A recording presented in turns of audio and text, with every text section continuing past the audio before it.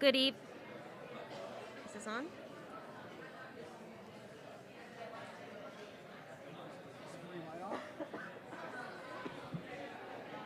Yeah.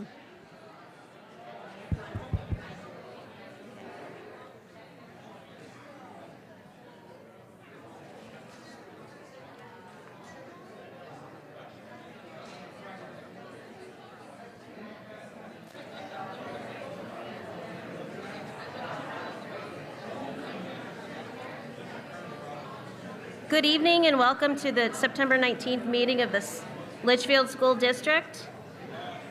I'd like to call the meeting to order and start with the Pledge of Allegiance. I pledge allegiance to the flag of the United States of America and to the republic for which it stands, one nation, under God, indivisible, with liberty and justice for all. Thank you all for coming out tonight. Our mission here tonight is to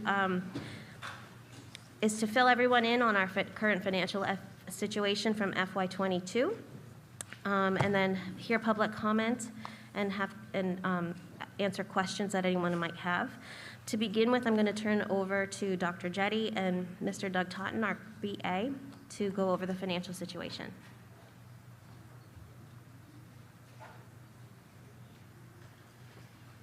Thank you, Tina. Good evening, everybody. So I want to just start off by explaining the exact situation of where we stand currently. So this was updated as of today based on the information that we have at hand. So basically, for fiscal year 22, the Capital Projects Fund, which is the way that we track any building projects that we're doing in the district, whether they're at GMS or at LMS or at CHS, that project fund had expenses that exceeded revenue. The amount that exceeded revenue was $1,506,471. And we need to make sure that we close that revenue loophole out, right? So we need to offset those expenses with revenue that we have on hand or funds that we have on hand. We have a fund balance from the year-end general fund that will be applied toward that amount. That fund balance is $527,947. And so that is something that will automatically be applied to offset that, that exceeded revenue amount. So what that leaves us with tonight, and I know that people have talked about the $1.5 million question, but the question tonight is actually $978,524. That's the amount that we need to cover and the action that we need to take this evening. So the purpose of the meeting tonight is to go over the details of the Capital Project Fund. So we want everybody here to understand how this occurred. We want to hear public comment on possible solutions that we have identified to address this. And we want to receive a final decision from the Litchfield School Board on how it chooses to cover the expenses remaining in the Capital Project Fund.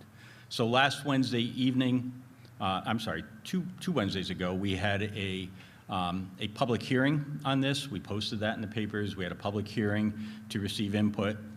There was nobody there to comment on this, so we felt that waiting until this evening and having a meeting that was broadly advertised and the public could attend to receive comment was important. So the board has delayed taking action until this evening. And the other thing that's really important is tonight we're going to consider using previously appropriated funds to resolve the remaining expense of $978,524, therefore not having any additional tax impact during this fiscal year. And the balance of related reserve funds is actually $979,027. So we have the funds that are in related reserve funds that we feel can be used and we are going to be recommended to use tonight. Before I turn this over to our business administrator to walk through how we got here and to give you the financial numbers, I want to take a second to explain how did we get here? What was it that occurred over the last year that caused us to have this expense exceeding revenue? And basically, we've identified two major drivers for this situation. So number one is the belief that an overspending capital projects could be carried forward year to year and paid off over time. So that was a mistaken belief. And therefore, we spent without recognizing that revenue was not matching the expenses that occurred in that fiscal year. Under that, we really did not state the total costs associated with the various projects. And that includes items such as design and development costs, in particular at the LMS project. So those costs were not incorporated in, and therefore it resulted in this overspend. But again, the belief was that the overspend could be balanced out over time. And once it was identified by our auditors and our business administrator that that would not be allowed, we immediately jumped into trying to identify how to get this gap closed. And that's what brings us to this evening. And at this point, I'm going to turn it over to Doug Totten, our new business administrator. He's going to walk everybody through a series of sheets that will outline exactly what the issue is and where the funds are short. Doug? Good evening, everyone. I wish I was meeting people, a lot of new faces for me. Wish I was meeting everyone in a different circumstance, but you'll see whether it's tonight or later on at the warrant articles or things like that. I'm always going to present in a transparent way. And to do that tonight, I also want to kind of go over some terms so that transparency can be understood as well. So tonight we're going to be talking about fiscal years, mainly fiscal year 22. Unlike a calendar year, our fiscal year kind of follows the students. It's a school. So our fiscal year starts in July and then ends in June. So again, mainly we're talking about last fiscal year, which would have ended at the end of this most current June. So other key terms are funds. So that is where some of the confusion lies. We have 4 funds which funnel into our bank account. So they are the general fund, which encompasses pretty much everything that doesn't go in the other funds. Food service fund, which is meant to be self-funding, so the revenues should match their expenses. Grants fund, so we put grants in a different fund because they have different expectations on them as well. And capital projects fund, so Dr. Jetty just kind of explained that when we have bigger projects that span multiple years or have a bigger monetary, they are the capital projects. So everything else goes into the general fund. So tonight, we're mainly going to be talking about the Capital Projects Fund. So the confusing part is that we're going to be talking about reserve funds and trust funds as well. So while those 4 other funds all flow from our bank account, the other funds are held by the trustee or by the town. So one of those funds is the Building and Repair Capital Reserve Fund. So this is what we typically call our rainy day fund. So if a boiler went and we couldn't absorb that cost within that year, we would request money from this fund. The other one is the Capital Improvement Expendable Trust Fund.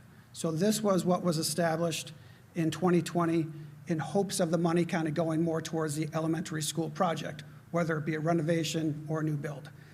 So it was written vague enough, general enough, that it could be applied to any building within the school district, whether that be elementary, middle, or high school. But we'll say right up front that the goal was to have that be used towards the elementary school.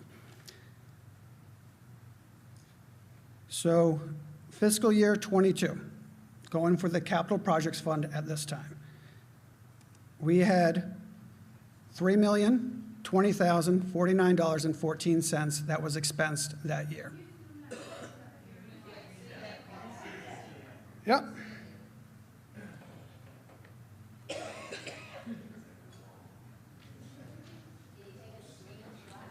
Wait.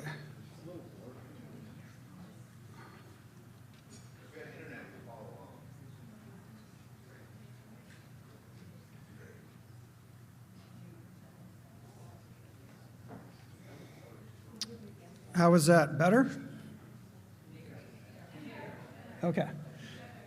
All right. So we had multiple vendors who worked both mainly at the middle school, but also on the elementary school project and district-wide projects as well.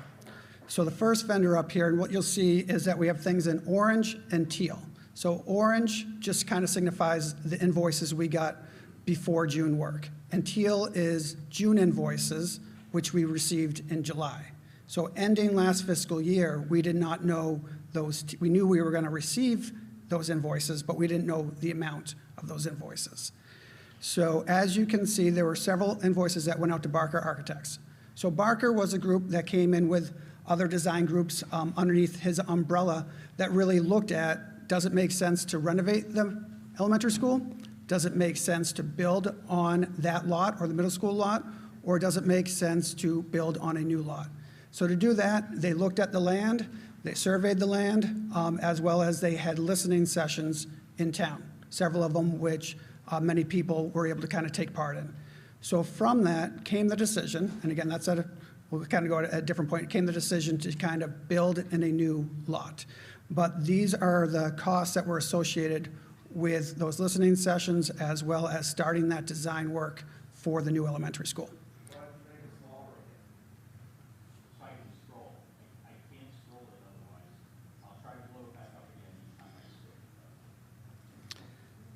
The next group go with one of the consultants. So as they look to kind of have these building projects, one which was, over $6 million, over $7 million for the middle school, as well as one that will be over $30 million if a new elementary school is built. They wanted to make sure that the town understood that the need for these projects and things associated with them. So Niebling Consultants was one of the people that was brought in to help out with that. You can see the invoices for that. The next vendor is DDH Energy. So he spent time kind of looking at how can we save money in the district with a new build, with the renovation at the middle school, or just what are some other things we can do to save money. So one of the things that came from that is the lighting in the high school. So they switched from kind of your old type of lighting to LED lighting, and with that, he was the one that thought of the seed grant, which then also brought us in that $80,000. So the lighting exterior, interior at the high school has been changed. Part of that came from impact fees, part of that came from seed grant, and part of that came from an Eversource rebate, which DDH Energy kind of helped bring all together. So you can see the total for that, though, is $87,428. As we move down, with the thought of using solar to offset kind of oil and to both heat and ventilate the middle school, that came in for Introspective Energy, which would design the solar as well as a microgrid. So not just the solar, but the use of battery storage to actually give back to the grid at times of most demand, therefore saving the most money. So that work is kind of ongoing as well. And last year, there was $49,731.25 spent on that consultant. Next one, it's probably a little bit more familiar to people, North Branch Construction. So North Branch is the general contractor for the LMS project, both Phase 1 and Phase 2. So their company is doing work, as well as they are hiring the subcontractors who are doing the work as well. So again, as we look at last year, it was $2,286,335.70. Next vendor that we'll see is Resilient Buildings. So they are now the commissioning agent for Phase 2 to make sure that the money that is spent is actually ends up with working products, how we expect them, as well as they've done some tests during Phase 1 as when they put in the new windows to make sure that the seal on those windows was appropriate to get the energy savings that we're looking to get. Next vendor that you'll see that keeps on going for a while, that is Windy Hill Associates. Under Windy Hill that's much of the design work, the architect, the mechanical, the engineer design that went in for the blueprints, the prints for North Branch and their subcontractors to follow. So, and Windy Hill is also kind of the owner's agent for the LMS project. So before I sign off on a bill, they go over the bill to make sure that what has been said to have been done is done. So Windy Hill, total for last year, $312,523.50. Next, I kind of group them as just kind of other. So people who have only come in like one time or people who have done a couple things for us. So one is Premier Home Inspection. So they've done some work for drone to kind of see the impact of 3A and how it leads to kind of backup on 3A during arrival and dismissal at the elementary school. Novus Engineering, who did the engineering work to kind of see is the site, the middle school site or the elementary site, a good site to build on? Stark and Webster, we had found some land originally, and they did an evaluation on that land. The blinds, so verticals, which did some blind work at the middle school after the new windows went in, and then Viking Control, which as we move to smarter systems, allow us to use those smarter systems remotely and other things like that. So again, all in total, those are all the invoices that were part of fiscal year 22. So from last year for the Capital Projects Fund. So if we go to tab 4, so as Dr. Jetty said, we need to match our expenses with our revenue. So again, the orange stands for kind of known revenue or expenses that occurred from July through May, and then the teal will show us the revenue and expenses that occurred in June, again, still part of fiscal year 22. So as we scroll down, we'll see that we had revenue from a fund balance transfer from fiscal year 21, so the previous year.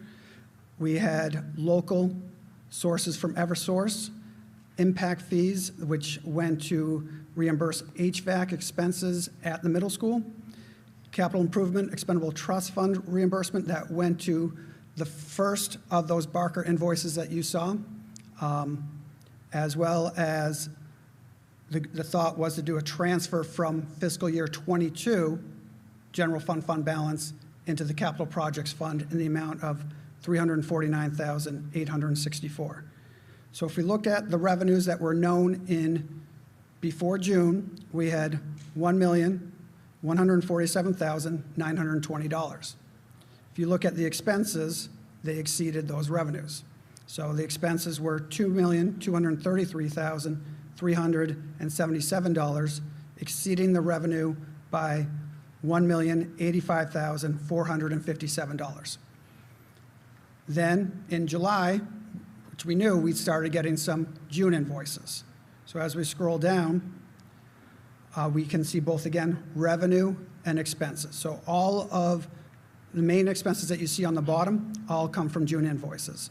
You'll also see that $349,864, which the thought was to move that from fiscal year 22 fund balance to the capital fund, was taken back by the auditors. When they came in, they knew that they were looking at our capital improvement fund, and they decided, let's clean that up at the start, let's reverse that now. Doesn't mean that we couldn't do a general fund transfer later, but let's reverse that now to make sure that we have a clear understanding at the beginning.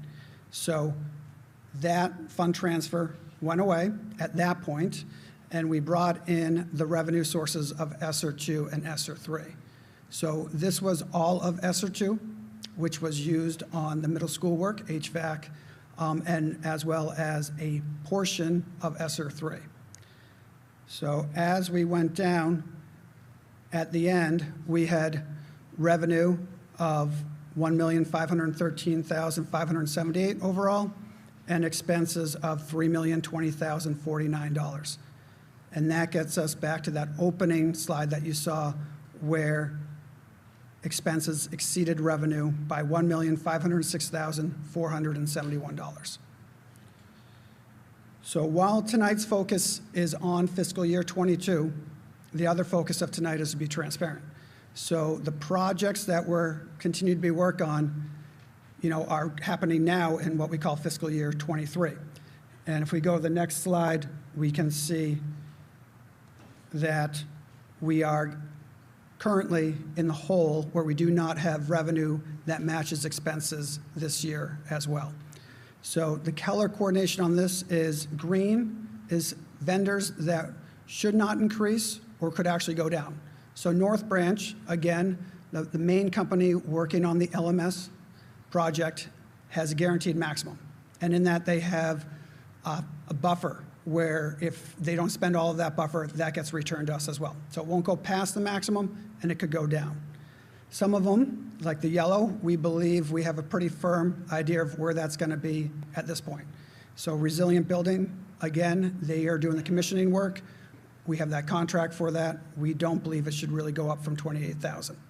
Some of the other ones, though, will go up. Some will go up very little because there's been a lot more oversight since we kind of started this year, as well as expectation that some of this work is kind of on hold. So the work that's on hold, as you could imagine, would be the elementary school project. So until we get a good understanding of where we are now, that work has been on hold. But again, they did do some work in July and a little bit in August before it was firmly placed on hold. So some of those may go up a little bit, others should hardly go up at all, and some will go up maybe more than we want, but enough to finish phase 2. So the one that might go up the most would be Windy Hill Associates. So like a lot of other projects, the middle school project has gone past what we expected it to go in duration due to supply chain and things like that. So Windy Hill, which again is the owner's agent, which is making sure that we are getting what we're paying for, their time has just been increased and continually increased. So in order for us to finish the LMS Phase 2 project how we want to, which is it working, we need to keep paying them to make sure that that occurs as well.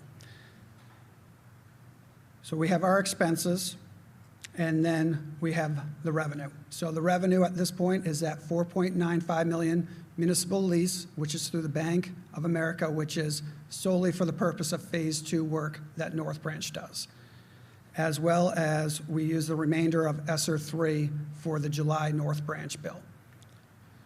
So this year, we have known revenue of $5,167,725, and so far, known expenses, again, they will go up a little bit, of $5,394,020. So leaving us in the negative of $226,295. So our focus tonight is on fiscal year 22, but this is where we are for fiscal year 23. Our goal, knowing that we are in the negatives where our expenses, go over our revenues, is to make sure that our fund balance is more than the amount that we're at, so we don't come back and ask for any more money. So our goal is to tighten the belt a little bit in a way that education can still happen, learning can still happen, but we're not asking the taxpayers for more money. So we're using fund balance from this year, fiscal year 23, to take care of the expenses that surpass revenue. All right, so we are now going to transition back to Mr. Jetty for some solutions, and then I'll be back after that.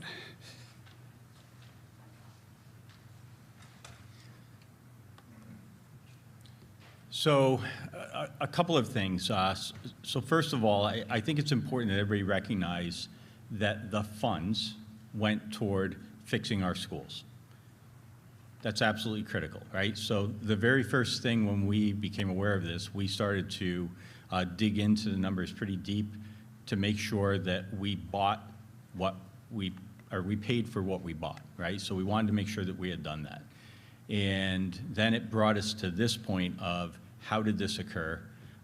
What was the status that got us into this point? And then we shifted into problem-solving mode. Now what is it that we can do about this? And basically, working with our auditors, working with our attorney, we identified 3 possible solutions. All of them are bad. None of them are desirable, right? So we're recommending tonight the best path of the solutions that we have. And so highlighted here in green is the recommended path that we have made to the school board last meeting, and we've refined the numbers for this evening. And basically, we're recommending that we use funds that have been previously appropriated by the voters for school construction projects in order to close out this gap. How would we do that? We'll draw funds from the capital reserve account, and we'll draw funds from the building and repairs account to cover the current expenses. And we acknowledge that using our capital improvement and building and repair funds will impact future building projects. We know that. However, it will close out the current building projects. We know there is a risk that in doing so, that we may not have enough available if there were to be an unexpected cost. So, for example, a couple of years ago at the middle school, a culvert washed out the roadway, and we had to fix the culvert. Those are the kinds of unexpected costs that we would be cutting close on by using the building and repair funds. Another example, at Griffin Memorial, the main electrical switch panel was blown out, and that cost $50,000 to repair, and cutting it close by not having that available. So we recognize that. We recognize that we're going to have to really tighten our belt and make sure that we can work within the existing budget to do what's necessary. The other two identified solutions are that we could wait and ask for a special school district meeting in late fall. And what we've been told is that the time period when that could likely occur would be Thanksgiving or Christmas. So not an ideal time to have a special meeting, but that is something that is available to us as an option. However, we have to petition the court for that, the Superior Court, and there's some likelihood that the court would not approve that. The court would say, you have existing funds, you need to utilize those first. So we feel that that is not a good solution because it delays the solution from taking place. The other thing is that residents would have to vote on that, on funding the deficit at that time at a special meeting if the court allowed us to hold it. And we know that that will delay setting the tax rate. It would delay sending out tax bills, or they would come out with a supplemental bill to come later. Not a good idea. And there's also the risk that the town could vote no, which would force us back to solution A, right? It forces us back to the funds that we have in hand. The other solution that we came up with was to wait until March and to ask for a supplemental appropriation at that point in time.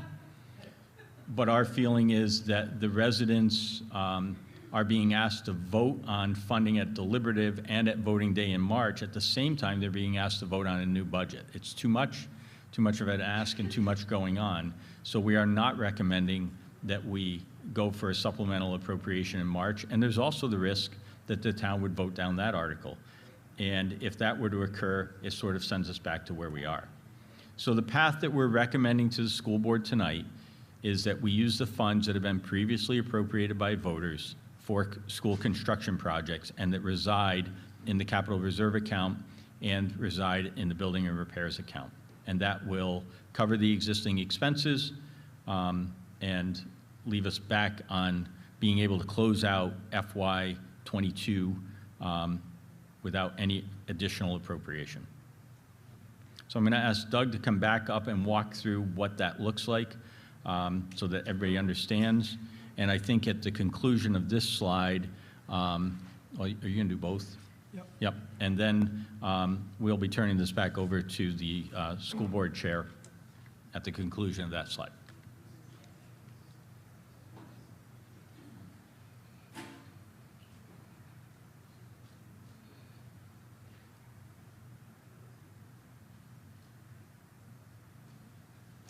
All right, so this is where we're at that $1,506,471. So right off the bat, we are going to transfer over $527,947 of available general fund balance.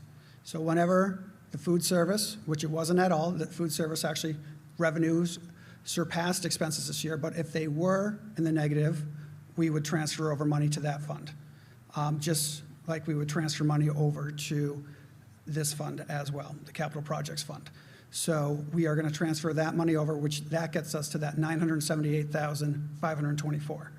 So our thoughts are to use two of the trust or reserve funds, one being the capital improvements expendable trust fund, and you can see that we would recommend transferring over everything but $1, as well as the building and repairs capital reserve fund transferring over everything but $501. So with that, that does get us to a point where the revenues and the expenses are now matched or over by $1. So when we came into tonight, when we started kind of looking at how we were going to use funds, one thing was very important to us, and that was to be transparent and not to transfer over a lot of funds before the public knew about it. We didn't want it to look like, all right, you have this hole that you're trying to be kind of fancy with how you're getting your funds there. We have only done things that we would have, that you would found, kind of expecting to do. Using, at this point, fiscal year 23, the Bank of America lease, as well as ESSER 2 and 3.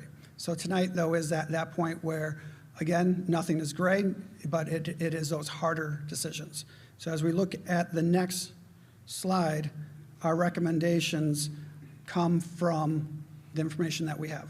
So as you can see, the first one, which does not need a motion, that's just that's the transfer of the $527,947, comes from a fund balance which started at $938,295.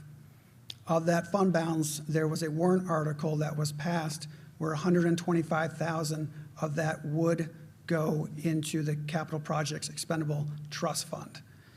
And there was also revenue that came in this year, unanticipated adequacy aid, that it would be going back to the taxpayers.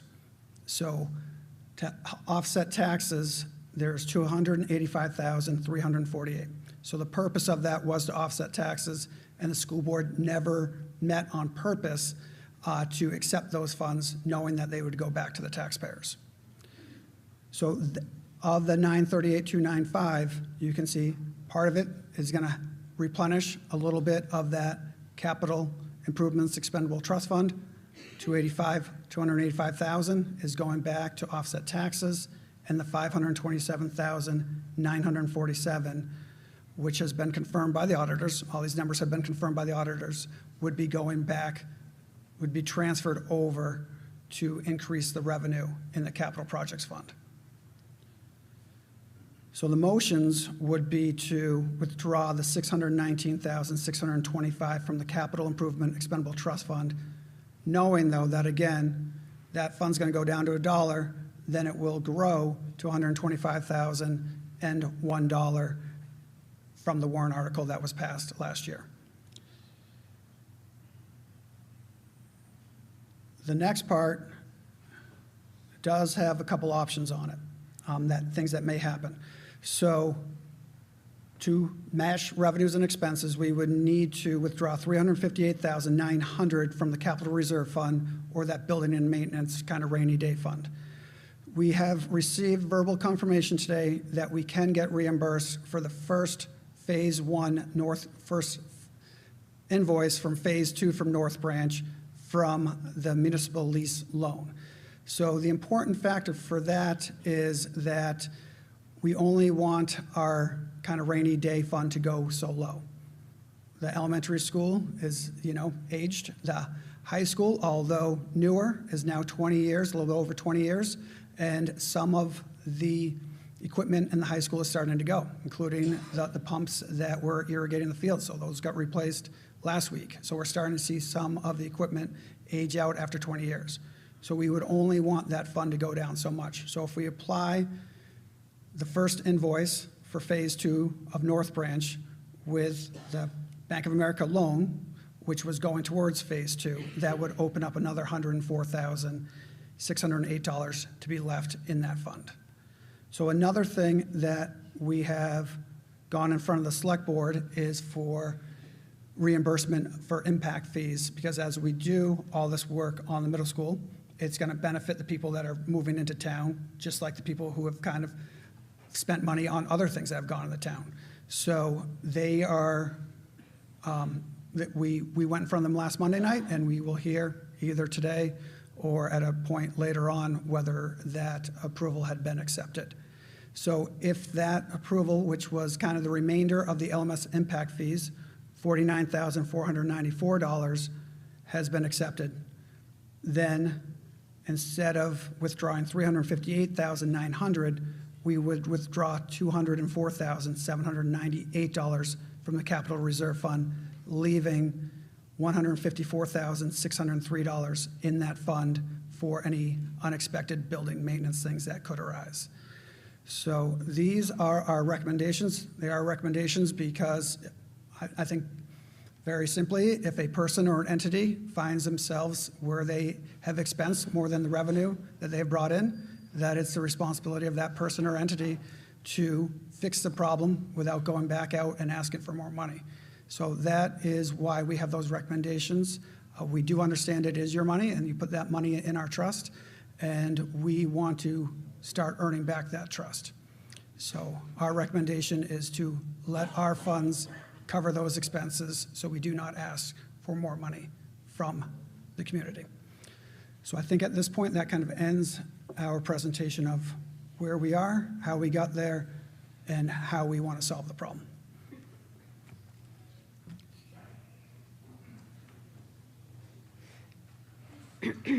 At this point, I'll open up the floor to public comment.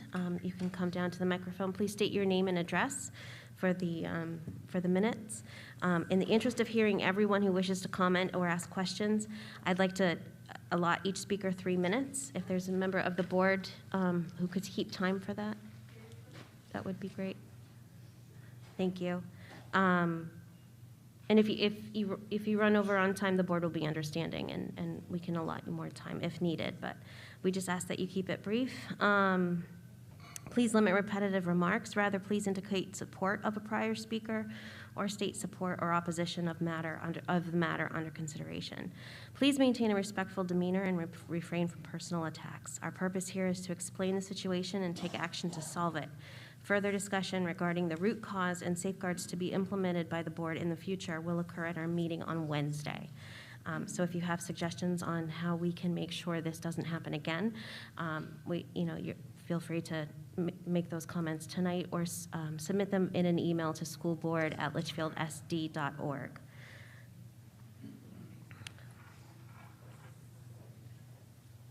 Go ahead.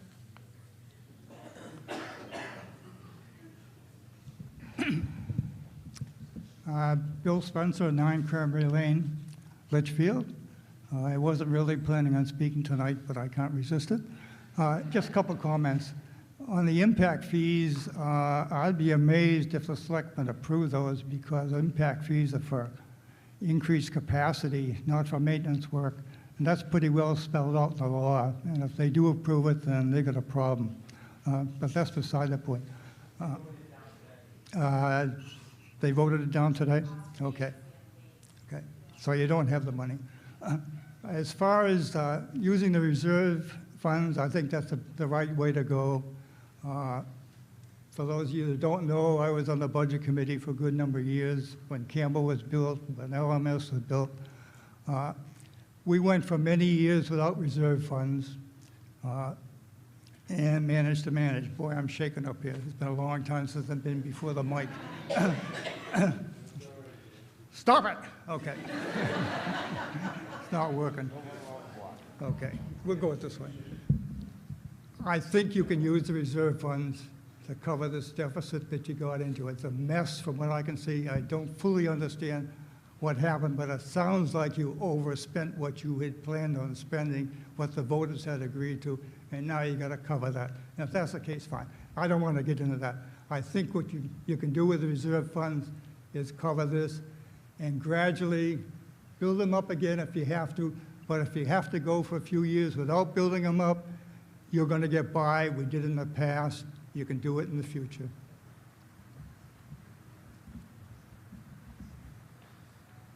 I'm Matt Shoemaker, 20 Greenwich Road, and I think it's important to not only understand what we're going to do now, but I think a lot of people's question is going to be, how do we avoid this in the future? And so I think a two-part question that I have is, in terms of budget oversight throughout the year, can Doug and Dr. Jetty kind of explain, like, how do your jobs relate to, like, overseeing these expenditures? And also just in terms of going over budget, how do we, how much are we monitoring that throughout the year? So at what points could we anticipate catching something like this in the future?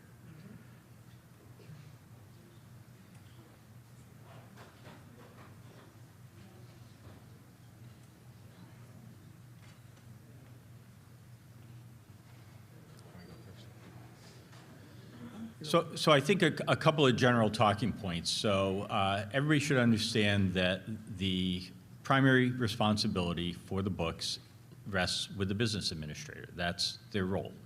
I meet throughout the week with the business administrator to review situations that have popped up, to review reports and where we are in terms of our situation financially. And then the business administrator reports to the school board.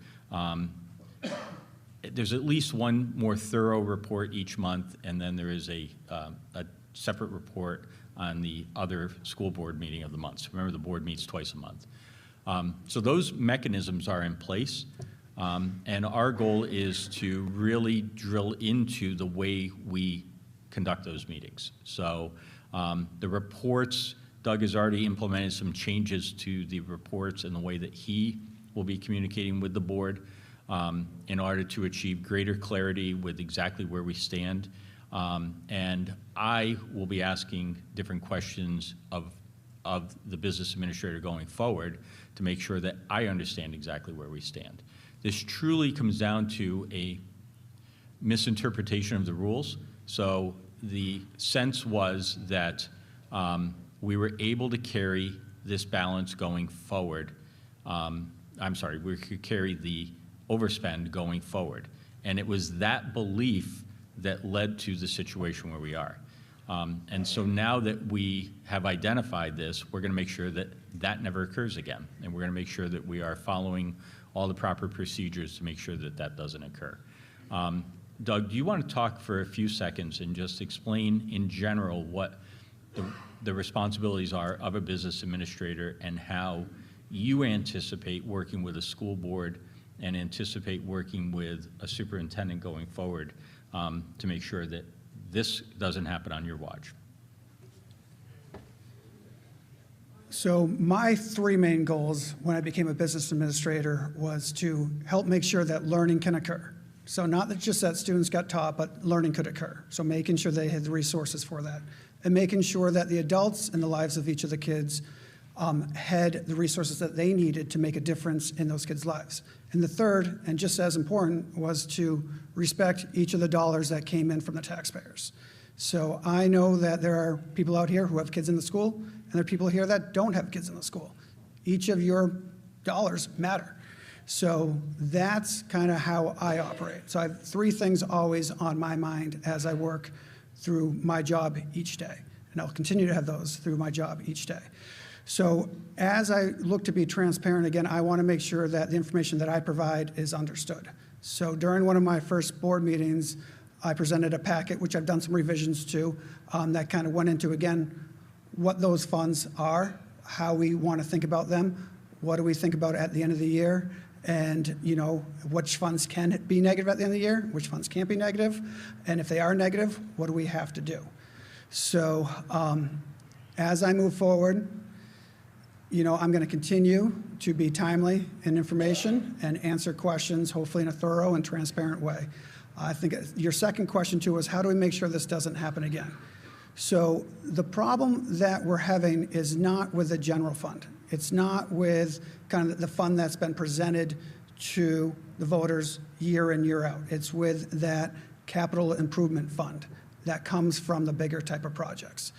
So how we're not going to have this again is when or if, we know we're kind of on hold for the elementary project, but if there was an elementary project, hopefully somewhat in the near future, then when we have that total cost, you're going to see exactly the breakdown of that. You're going to see what we're paying for the construction company, what we're paying for the architects, what we're paying for the commissioning agent, what we're paying for the clerk of the works if we have one of those. And if you don't think I have something on there, please email me. And we'll make sure that if your thought was right, that we get it on there. So I work for the town of Litchfield. If you have something that you think could benefit me in my job, please email me. That would be helpful to me. So how we're not going to have it happen again is that you will kind of see the breakdown, the clear breakdown. And as you already have, you would have my email if you disagreed with that breakdown. So we would do something in enough in advance where if there was feedback to it, we could change that feedback. And if we needed to, add to that cost. So at the end of the day, it was a transparent cost to the voters. One other point to clarify in that is that we've had preliminary conversations, and the board is going to be talking about this further on Wednesday at their regular meeting, about how we provide oversight to this. There's been conversation about possibly an oversight committee. I think we want to spend time also looking at the role of the budget committee and the way communication occurs between the school board and the budget committee going forward. So we probably want to just think and make sure that we understand what all those roles are, and we're utilizing all the steps that are already created, right? So if some of those steps have not been utilized in the past, we'll make sure that they are utilized going forward. So whether it's a separate oversight committee or the budget committee working in concert with the school district to make sure that we stay on top of that, that will all be discussed on Wednesday.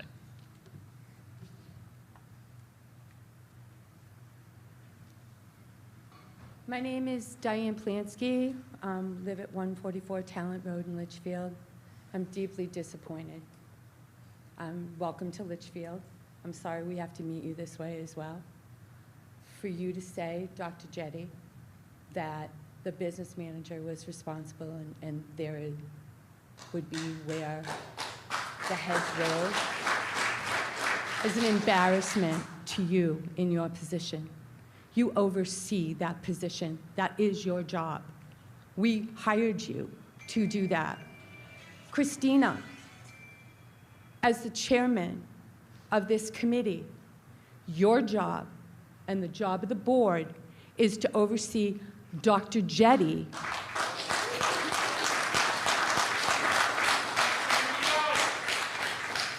I'm astounded that you dare sit before the percentage of the population that is here and say a person who is no longer here is responsible for you not knowing what's going on. That is your job, to know what's happening. The Budget Committee for years has asked you for more information. The fact that you're $800,000 over budget in the general fund, under budget rather, in the general fund, that you can now take this money and apply it to a problem, makes me very uncomfortable. And it made me uncomfortable back at deliberative session when my husband and I, as a team, both spoke to you regarding a warrant article that you wanted to pass that was looking for, lo and behold, $1.5 million. A coincidence? I don't know. But we also asked you then, where are you going to put this money? And like Bill Spencer, I'm shaken a little bit here, because at that meeting, when I said the warrant article that you want us to pass that will give you $1.5 million in funds isn't restricted by anything other than your word. How are we to believe that? Christina, trust me. Hello, people? We're here. Trust me. Trust me that we're going to do with your money what we say we're going to do with your money, and all of the shells that you've put out to pay for your oversight, not the selectmen not passing the impact fees that they legally cannot, okay? That you said, if you don't pass this, we're going to have programs that are going to close. We have kids walking around saying, I can't be in a play. We're not going to be able to play sports because the administration is telling us that if the population doesn't just say, oh, you made a mistake, we'll write another check to you. That's not true, because that's what the kids are saying, and that's what has been coming out, is that the arts program is over, that the sports programs won't be funded. So whether or not they're hearing that in the schools as a part of your problem that you created, I don't know. Are they hearing it from the teachers? I don't know where they're hearing it from. Stop shrugging your shoulders. You should know. You should all know. I'm not happy. We're not happy. I'm done. I'm done. Thank you, Liz. The fact that you think he's frugal and you support him is not helping me in this. I'm not happy.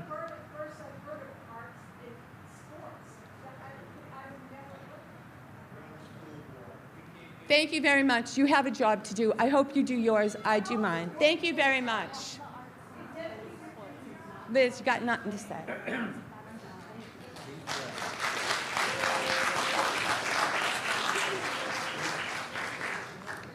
Hi, I'm Samantha McClellan. I'm at 31 Chasebrook Circle. First of all, I disagree with the previous person. Looking at the spreadsheets, going over the last meetings, it seems that this is more of a misunderstanding, like you were saying, about accounting, and how accounting, we're funding a multi-year project. So if this year we're negative and going to have to grab money from the fund, the rainy day fund, will at the end of the project, we will have extra money? Will that happen since the fund was supposed to be all throughout?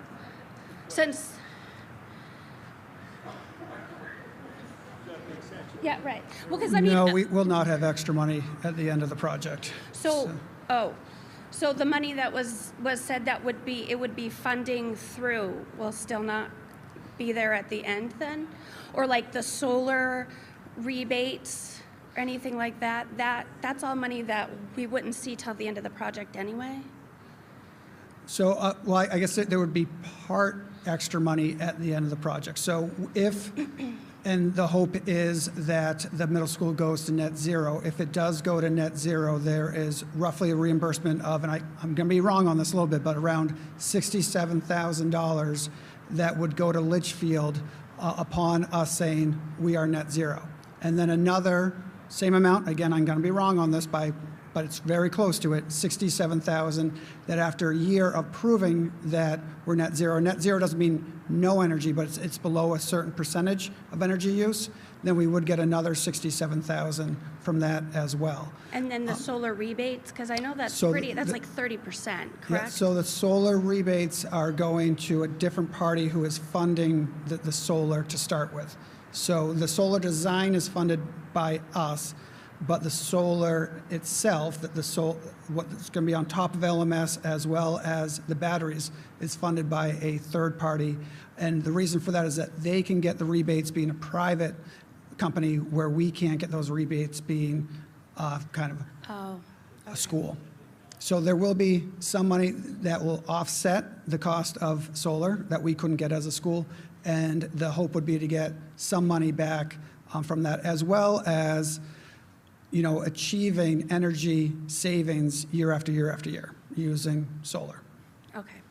I would also just like to say that I understand, like as a taxpayer, this is worrisome and nobody wants, to do this, but I also understand that this wasn't done out of malice or intent and that there was no stealing. I just think we need to say that because there's a lot of people that are kind of rude here tonight and I just wanted to apologize for that.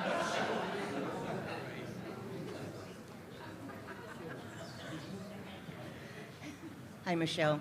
Marsha Finnegan. What? There? Can you hear me, Michelle? 147 Talent Road. Oh, I'm sorry. I did it again. Go ahead. I'll make it quick, almost. Don't worry.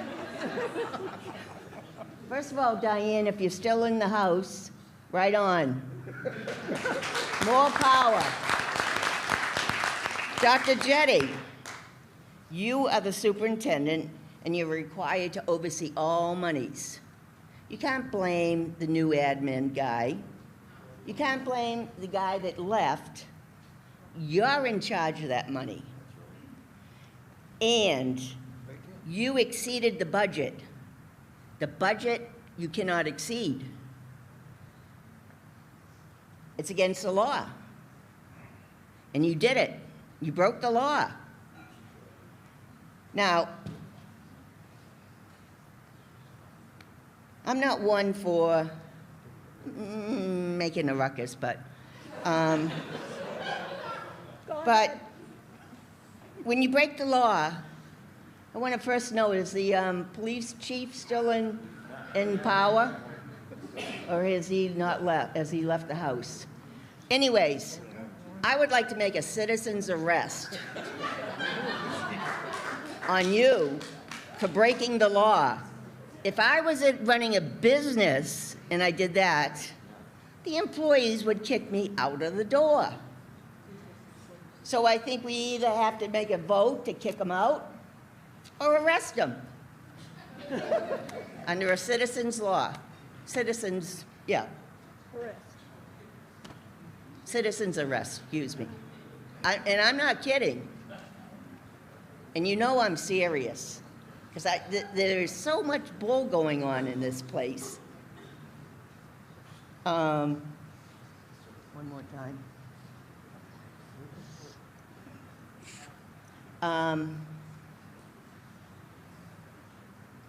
And also, I would like to see you, as Dr. Jetty, stop running these school board meetings. I want to see the school board running the meetings. And I hope you're hearing me, school board. It's time to put down your foot and say enough is enough. This is our town.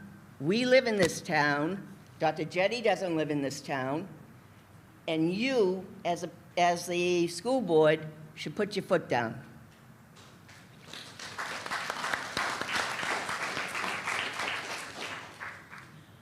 Hi, I'm Marian Godzik, and I live on Robin Ave.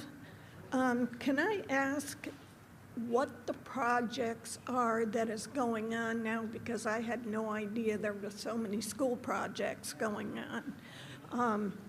Is there a list I can get or whatever? The second question I have is, when did the school board become aware of this deficit? Because in my home budget, if I write a check or I withdraw a certain amount of money from the bank that I don't have, first the bank's going to say, you don't have enough funds, or the check isn't going to clear. And this obviously isn't something that just happened within the past 3 weeks. If it hasn't been balanced for the year 2022, then it's been a long time coming. Who looks at the books on a routine basis and starts seeing the money dribbling out of the columns? And it just doesn't happen overnight.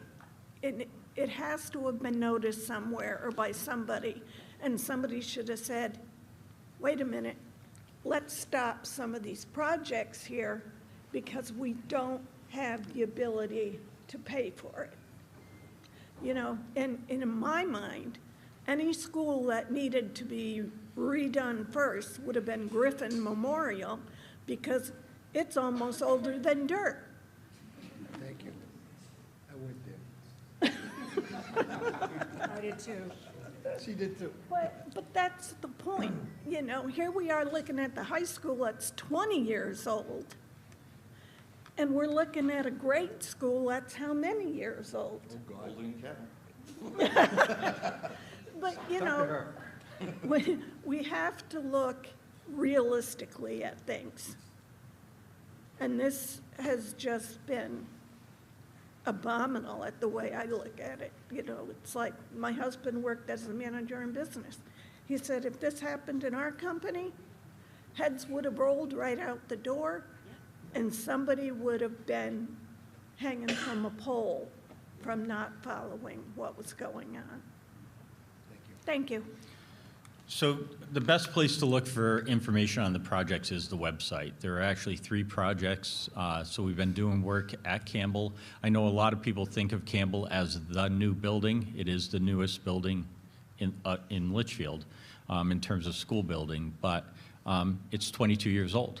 And systems start to fail at that point in time. So as Doug had mentioned earlier, the irrigation system stopped working a couple of weeks back. The fields died right out, became pretty hard on the ground.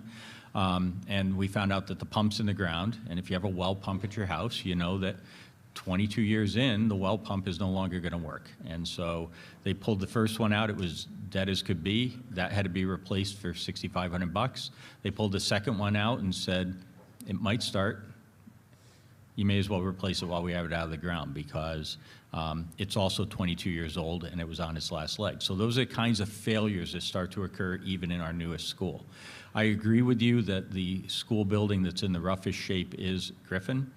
I'll also state that the community's been wrestling with Griffin for over 30 years in terms of what to do. There have been failed projects at Griffin in the past, and we have been trying to come up with a solution, and the board is committed to coming up with a solution, but that's going to be a much bigger ask, frankly, at Griffin. The middle school, which was 40 years old, also needed repairs and maintenance, and the HVAC system had completely failed at the building, and we needed to take action in order to get that up to speed, and that was really highlighted by the pandemic. We knew that fresh air in the middle of an airborne illness was important, so we undertook that project. If you go to the website, you'll find that there's information on the project at Griffin, there's information on the project at the middle school, and there's information on what we've done here at the high school. And the board has strategically selected long-term objectives like energy savings to help pay for some of this. So our feeling is that if we could be responsible with the taxpayers and reduce the amount of money that we're spending out, especially with increasing price of fuel oil, increasing price of electricity, that if we can come up with ways to better utilize those dollars and then take the savings and put them back into reinvesting in the schools, that's the best course of action. So that's the path that we've been trying to follow with that. And honestly, it's at the end of the day, this is all about fixing schools so that our children, your children, have the ability to attend school in an environment that is comfortable and that is conducive to learning. And that's what we've been trying to do. So the question, I'm just answering the question. So the other part of your question was, what was the other part? When did we know? So when I think the first awareness of this was limited, and it was in April, and it was when the board learned that there was a deficit that was pointed at as an oversight relative to the security project that was done at the middle school 2 years ago. And we were told if we make an adjustment to close out this one oversight, that will resolve the matter. Then in May, it was reported as a bigger amount. And then in June, that's when we really became aware of the full amount of this. And so Doug started on July 1st. There was a little bit of overlap with late June, but basically the first awareness was April, and then it sort of mushroomed from there as we dug in deeper to understand exactly what was happening with it. So that's the rough timeline that sort of paints how we got to where we are. All right. Good evening. My name is Andrew Cutter. I am a school board member. Nice to see so many in the audience tonight. I am up here on public comment because there was a change to tonight's agenda that the majority of the board was not aware of. I had actually asked for school board comment at the end of tonight's agenda, which was removed, as well as the ability to change any additions to tonight's agenda. So here I am. My address is 6 Moose Hollow Road, and I have some prepared remarks to read to the board and to the public this evening. As the board is aware, we are governed by New Hampshire Revised Statutes Annotated, RSAs, specifically 32, which is the municipal budget law. Given the facts presented this evening, in my view, the administration and board are in violation of RSA 32, with special attention to the following sections being applicable. 32.7a, appropriations for capital projects. 32.8, limitation on expenditures. 32.10, transfer of appropriations. 32.11, emergency expenditures and over expenditures. 32.12, penalty. 32.22, review of expenditures. 32.23, initiation of removal proceedings. Additionally, there are apparent violations of the New Hampshire Department of Education 302 administrative rules. The administration and the board have failed the residents by not adequately overseeing accounting-related expenses to capital projects. To use a recent phrase from Budget Committee member Kerry Douglas, this is most certainly a tangled web of accounting principle misunderstandings. The deficit is also a result from not tracking expenses against specific revenue for projects being performed. At the September 13th Board of Selectmen meeting, the superintendent stated, and I quote, "There has never been an attempt to be non-transparent." The fact is, budget and related expense information was, with purpose and with intent, withheld from the Budget Committee. It was withheld from me for years, and it continues to be withheld from the Budget Committee today. We all know this is true.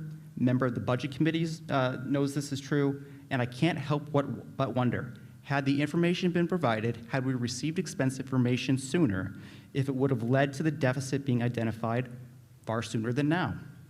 My question to the chair is, what else is hiding? What else don't we know?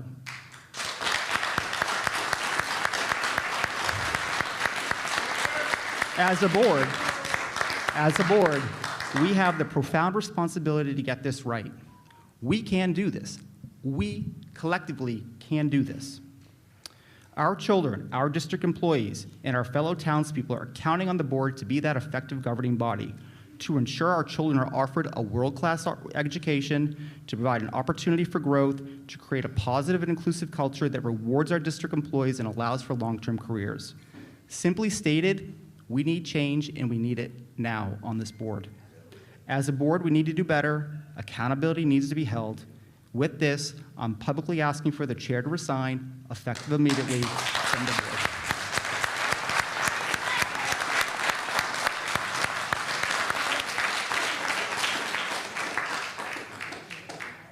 The answer to your question, Andrew, is I have seen all of the information that you have seen. The rest of the board has seen the information that you have seen. The Budget Committee has seen the information that you have seen. You are a member of a 5-person board, and we all take responsibility for not seeing this sooner or not asking the burning questions that we should have asked. Our focus at this point needs to be in moving on and moving forward. That said, I had prepared a statement to resign this evening, not because I quit or because I'm not strong enough to take this. It is because I cannot seem to get this board united to work together and to improve the school district.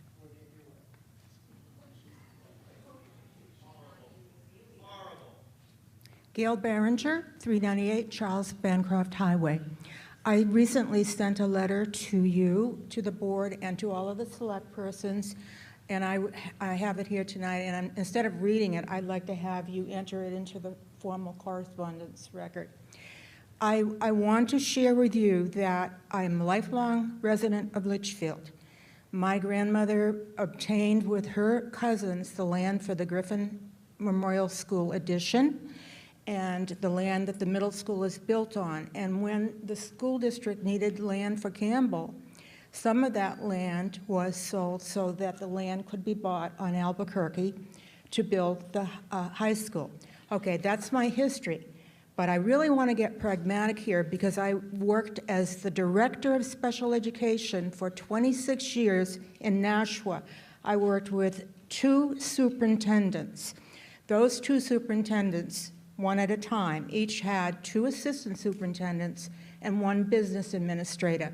The superintendent met with his team regularly, and I mean at least every 2 weeks.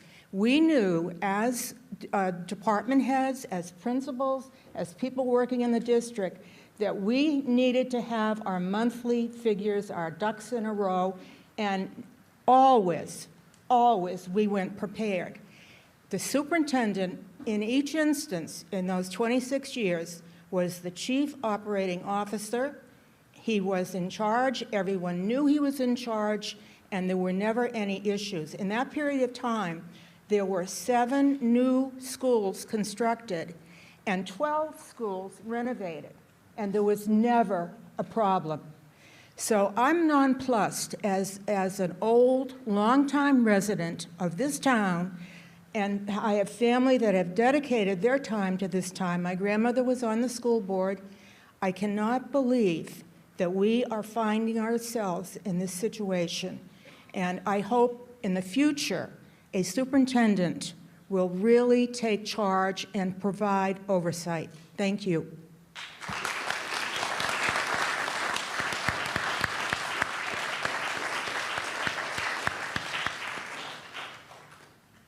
Ray Peoples, 205 Charles Bancroft Highway, Litchfield, New Hampshire, as you all know. First, I'd like to say my heart bleeds for all you guys. You're citizen volunteers, and you're in one hell of a spot. Serving a couple of terms on the Budget Committee and a couple of terms on the Selectmen and many years on the Planning Board, I would never want to find myself in your position. That being said, ultimately, your responsibility is to lead, and you're all trying to do that best you can, I understand that. But you put somebody in charge of this district whose sole purpose and job is to make sure this thing runs right. I was going to talk about RS 32 and RSA 32, but Andrew stole my thunder on that. Ultimately, I would like to talk about one other clause in a contract, and that's the contract that Dr. Jetty has with the Litchfield School District. There is a clause in there for incompetence to remove him from his job without further problems to the board. I would state, he being the manager, to let this business agent make this mistake in a state where everyone, even the citizens, know that a balanced budget is a requirement and you can only spend the money appropriated. I think the school board needs to take action on that tonight. How you reassemble the board after Tina's resignation is up to you. But this is your time to lead, and lead with honor and dignity. And thank you for your service.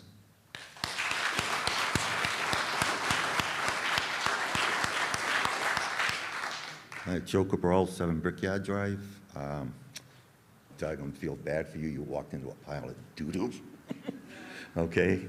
But the rest of you, failure, failure, failure.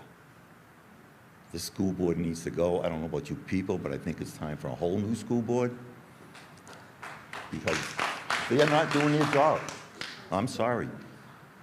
You're not doing your jobs, especially the superintendent. I'm sorry. If I had to have a balanced thing at the end of the month in my stupid machine shop. If we went over, we were getting crucified upstairs. To me right now, I think he's got it right. He should be leaving. That's all I've got to say.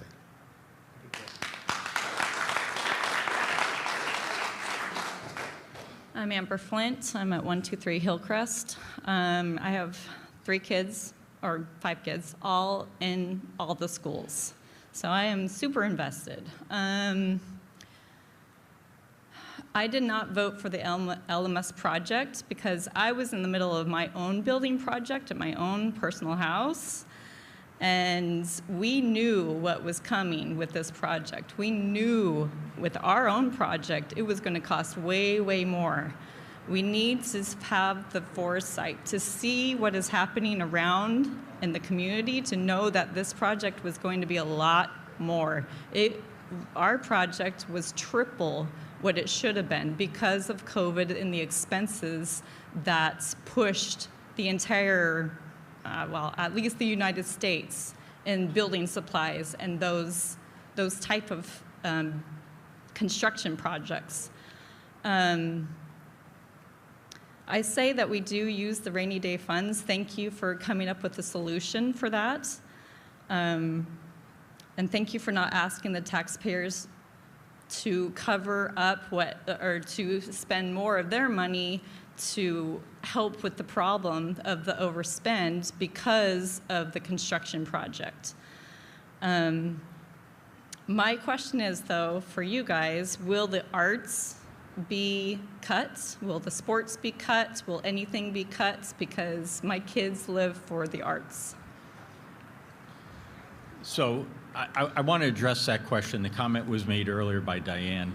At no time have we talked about making cuts to any of the programs. When our administrative team, and they're all here in the back of the room, when we first met to begin discussing how this year was going to be different, we made it crystal clear that we have a budget that's been approved by the voters, that we have to tighten our belts within that, but cutting experiences for children is not the way to get this done. And so you ask about leadership, I've made that clear with our team that that's not to happen. If there are people that are saying that that's what's going to occur. That's unfortunate that they're choosing to use the children as a wedge, because I that's have not what heard I that. want. My kids have not heard that. And at the I'm glad to schools. hear that, because this is the first I heard it tonight was when Diane made the comment. And I can promise you, and I'm looking, we've got plenty of people in the room that are on the administrative team, and we have made it clear that that is not the way that we're going to get this done. You're not going to solve this problem on pencils and erasers and a club stipend. That's not how to do this. And so I'm disappointed to hear that, and I can assure you that that's not what I am expecting going forward. Thank you. Doug, you had a comment? I just wanted to make sure that is said. So thank you. That's all.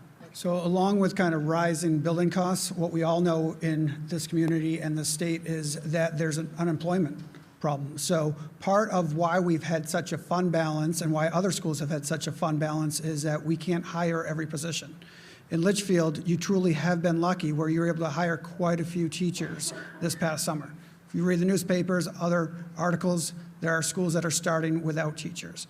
But we haven't been able to hire every position. We haven't been able to hire all the assistants, paras, who do great work here, as well as custodians and other positions as well. So as we look at kind of our fiscal year 23 and not having that revenue, and the reason why we haven't felt like a need to go to a budget freeze is knowing that we have open positions now.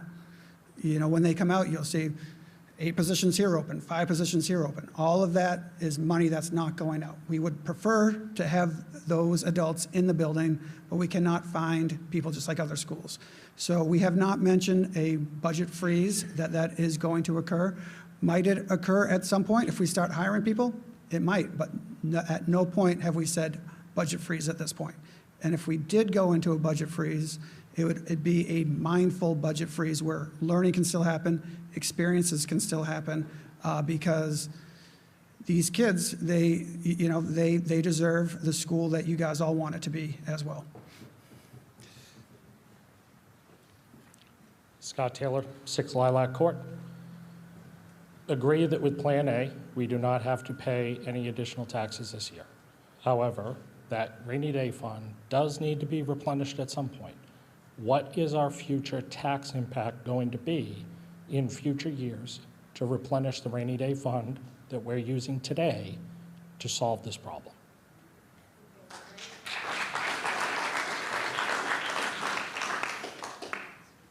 So a lot of the warrant articles that go into putting money into the expendable trust funds or the reserve funds talk about unassigned fund balances or fund balances. So if there's money left over at the end of the year, that money can be transferred over. So, but again, knowing that the full scope of things, if the money's being transferred over, it's not going back in taxes as to offset taxes. So there wouldn't be any additional for that year, but it wouldn't offset taxes. As far as the exact amount, I'm not quite sure, because we would have to come up with a warrant article, kind of hearing from the public as far as if we end up with 100, whatever we end up with, 150 or whatever it is, thousand in the rainy day fund, is that enough? Or do we want more? And if that is the case, that would go on the warrant article, and then the town would decide at that point whether they wanted to approve that warrant article or not. One quick follow-up question, please, Mr. Jerry, while Doug's at the microphone. What would you expect and estimated for the amount that you're taking out of the rainy day fund? How much would that typically translate in terms of a tax rate? Ballpark. Are we talking 10 cents, 20 cents, 50 cents? I do not know. Okay. Is there any way we can get that answer at some point? Yes. Thank you. Yep.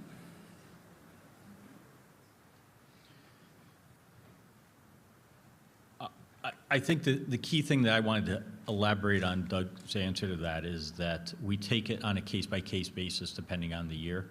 And so we look at what the overall budget ask is, and the board really tries to be mindful of the impact on taxpayers, right? So if you look at last year, we came in with a very, very lean, tight budget because we had a collective bargaining agreement. We had 2 collective bargaining agreements that we felt investing in our people took a priority, and we wanted to make sure that we were able to have a budget that would accomplish that. There was money, the $125,000 that was set aside was intended to be additional money toward the GMS project, because that's a high priority of the school board and a high priority of the town. And so in developing the budget, we look at what the overall ask is. So when you ask me how it will be replenished, it's going to depend year by year as to what is on that budget and what we feel that the taxpayers are able to support when it goes to the polls, because the worst case is you have too big of an ask and everything gets voted down, right? And so if that occurs, then we don't make any forward motion. So we are always mindful of trying to be cautious in the amounts that we ask for on there, so that it is something the voters can overall support. And I think you hit the nail on the head, Dr. Jetty, where you said that, yes, the budget has been lean the last couple of years. So that's my concern, is that there is not going to be a surplus because of a higher budget than expected, or a higher revenue than expected, that all of a sudden, okay, well, we can make up for it that way. My concern is that your area is so thin right now between actuals versus revenue that there is going to need to be an ask, maybe in terms of a budget then, of we need an additional $500,000 in the budget to replace the rainy day fund. That's my concern. Yes. And I just want to know when, at some point, I have to pay.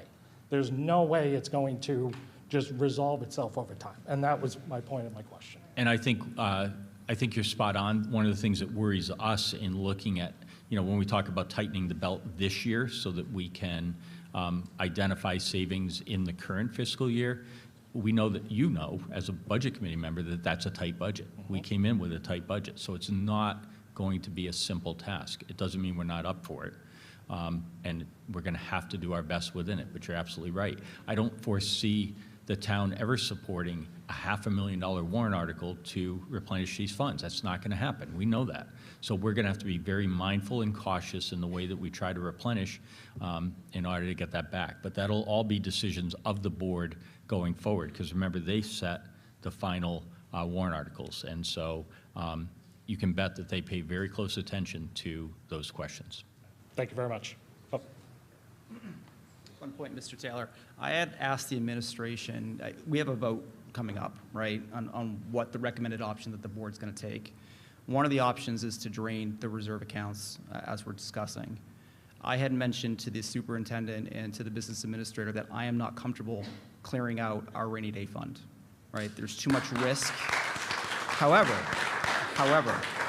there's a however here, right?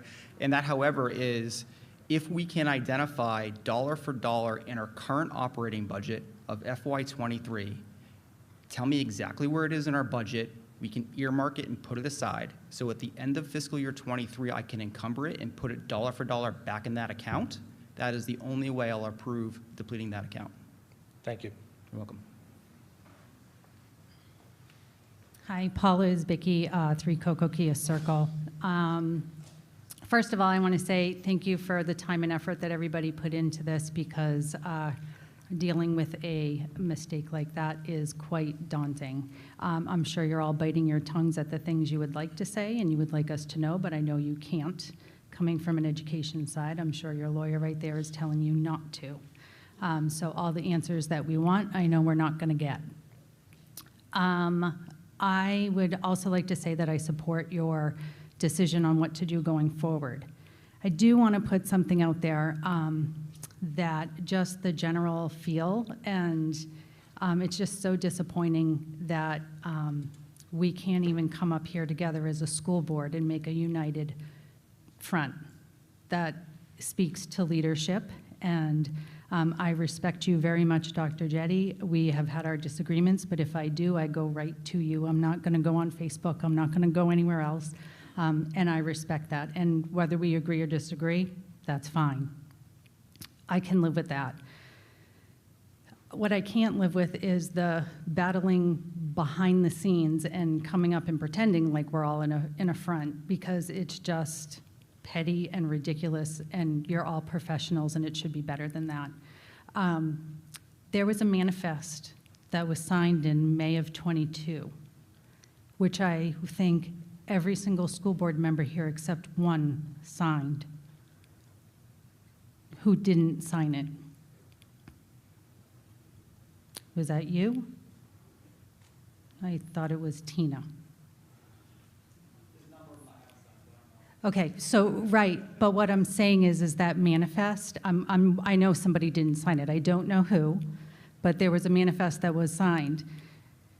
One person didn't sign it. There was obviously a problem. That person didn't sign it, so what came of that, right? That is something that is public, that anybody can find, and that manifest goes to the school board, and it goes to the budget committee. So the budget committee can review it. And my point is that whether you want to admit it or not, everybody here had a chance to own the problem. You're a team. You all have an ownership in the problem. So to point a finger at two people, which I'm sure everybody would love to do, and it's easy, and you're the easy punching bags, that's great, but you all own that, whether you came on 2 months ago or 2 years ago. We all own that. We have all access to the documents too. I'm ticked that I wasn't didn't have 50 hours in a day to look at it either. The fact of the matter is there's a problem.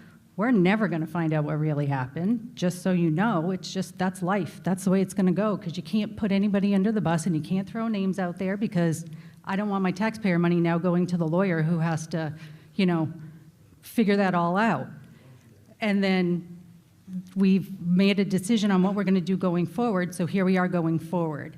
I just hope that whatever changes you make as a school board, or whoever decides to run, because I know you think it's easy, but when you sit back there, it's not, just get together. This town deserves a heck of a lot more than this pettiness that has been shown by the board. So get it together, because obviously things are falling through the cracks, and that's very aggravating to your taxpayers out here. That's all. Good.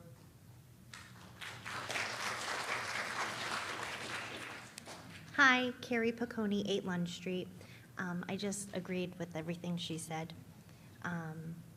You all have to own it, even you. I'm sorry, but you do. You're on this board. So to point fingers, it's not going to solve the problem. What's the school district total number of students? Okay, 1,200, and there's only 5. I'm not going to run for the board, not a chance. So thank you for doing it, and thank you for your work. Thank you for coming up with a resolution, and stop pointing fingers and just fix it. Thank you. Hello, Jim Norton, Woodhawk Way. Tina, it saddens me to hear that announcement, and everyone really needs to understand our school's got a lot weaker now that Tina has left this board. So thank you for all the time. Oh. Okay, then our schools are much better off. Thank you very much.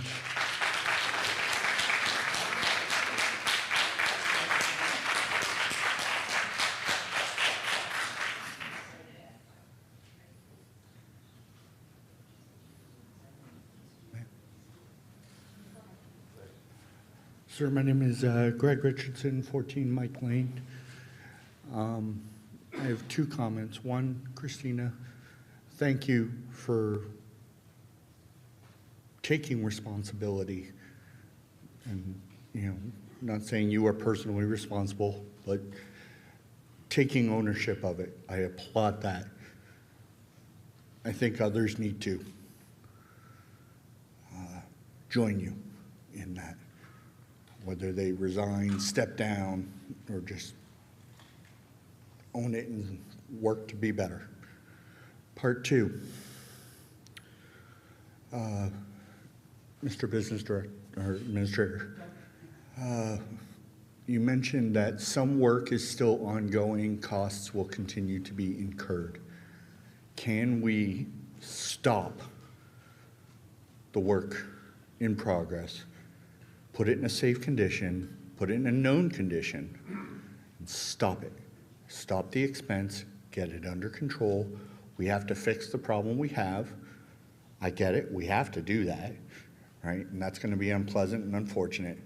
But let's at least stop it until we know what's going on and can vote on it or come up with a plan, recovery plan,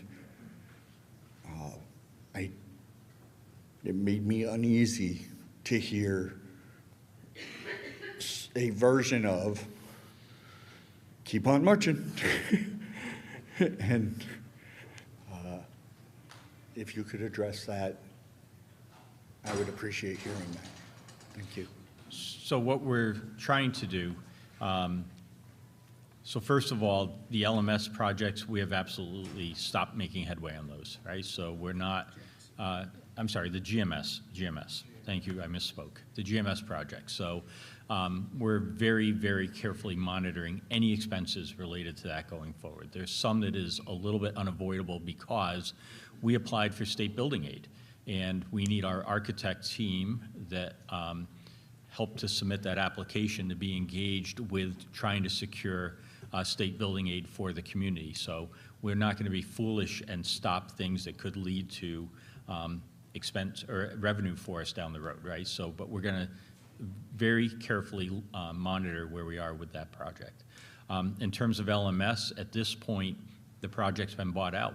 So North Branch has ordered their, the HVAC equipment is all on site. It's for, I shouldn't say all, there's some that is still due to be forthcoming, but under the contract that we've signed with them, it has been bought out. So what we need to do is deliver the project as promised to the voters, and make sure that we do that at or under budget, hopefully under budget, so that we can have any return that's available. But I don't see any way that we can limit the LMS project, aside from making sure that there are no escalating change orders. That's another piece, is we can make sure that we're not adding to that project beyond what was budgeted. But Doug? So also with the LMS project, they've been taking it in phases, so chunks of the building at a time. So it went from, and correct me if I'm wrong, a building that relied on oil for kind of heating and ventilation, well, mainly heating, to a building that is now using mini splits, ERVs, that are trying to kind of recycle the air, kind of use the energy of the air to kind of keep it heated or cooled, as well as the mini splits, which can produce heat or cool. So if we stop the project now, we'd have a chunk of the building on the new stuff being tied into electricity, chunk of the building on the old equipment being fed by oil. So it does make sense to continue the project at this time, even though people might not want to hear that. And I would be for it too. If we could pause it, if there was a logical way to pause it, that would be good. But where we're at right now doesn't appear to be a good time to pause it. So can I ask a question? How much more money are you expecting to spend on this then? So the North Branch contract is guaranteed maximum. So North Branch won't go higher. So it's really Windy Hill, which again has our owners, agents for that project, making sure that the money is spent wisely and that the work is done, as well as providing the design. So if something does need to change, they're providing the input, the design that the subcontractors then work off of. So we are in the midst of talking to Windy Hill to see how much they think that they still have left on that. And those change orders will go before the voters to vote on? Change orders don't typically go in front of the voters to vote on. When you're in a $1.8 million deficit, I would think that you would need to request additional funds for that? Nope. So again, our goal is to use fund balance from this year, not to go into budget freeze, but knowing that there are positions that won't be filled, use that money for these expenses, and not to go back and ask for more money. Sorry for interrupting. I was just adding on to it. I will. Susan Haley, 60 Pilgrim Drive. Did you have a follow-up point? Just a brief, I'd like to request, I'm not your kind of administrator, but as these projects come in and this future work comes in, I would request that you would evaluate an exit strategy. I'm going to use the analogy, if I start an electric project on my house and I realize it's going to blow my budget, I'm going to pick part of it and finish that and wait on the rest until later, and I'm going to pick a cutoff point and an exit strategy that I have a functional house, maybe not everything I want, and I would ask, please, look at that and consider that option.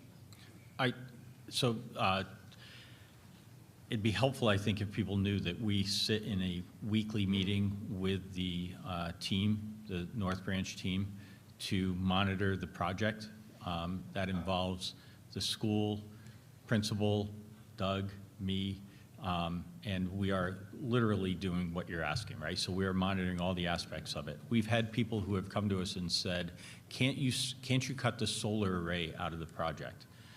The issue is the solar array is not part of the project. The solar array is a power purchase agreement to come later in the year, and that is not, those aren't expenses that we can eliminate at this point. So, you know, and to Doug's point, you go back to, if you remember when we discussed this with the voters back in March, the oil tank in the ground needs to be removed. It hasn't passed its inspection. So the idea that you stop and then you keep putting oil in a tank that the DES is not going to continue to permit is problematic. So there's all these little domino effects that this is at LMS. And so there are all these little domino impacts that you sort of have to manage and keep track of. So this is why we have to have those weekly conversations and monitoring of the project to make sure that we stay ahead of it.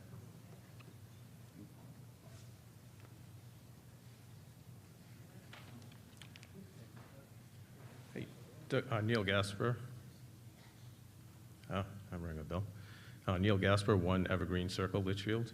Doug, my question's actually directed at you. Could you put those funds up again on the screen there that you guys had for proposed solutions?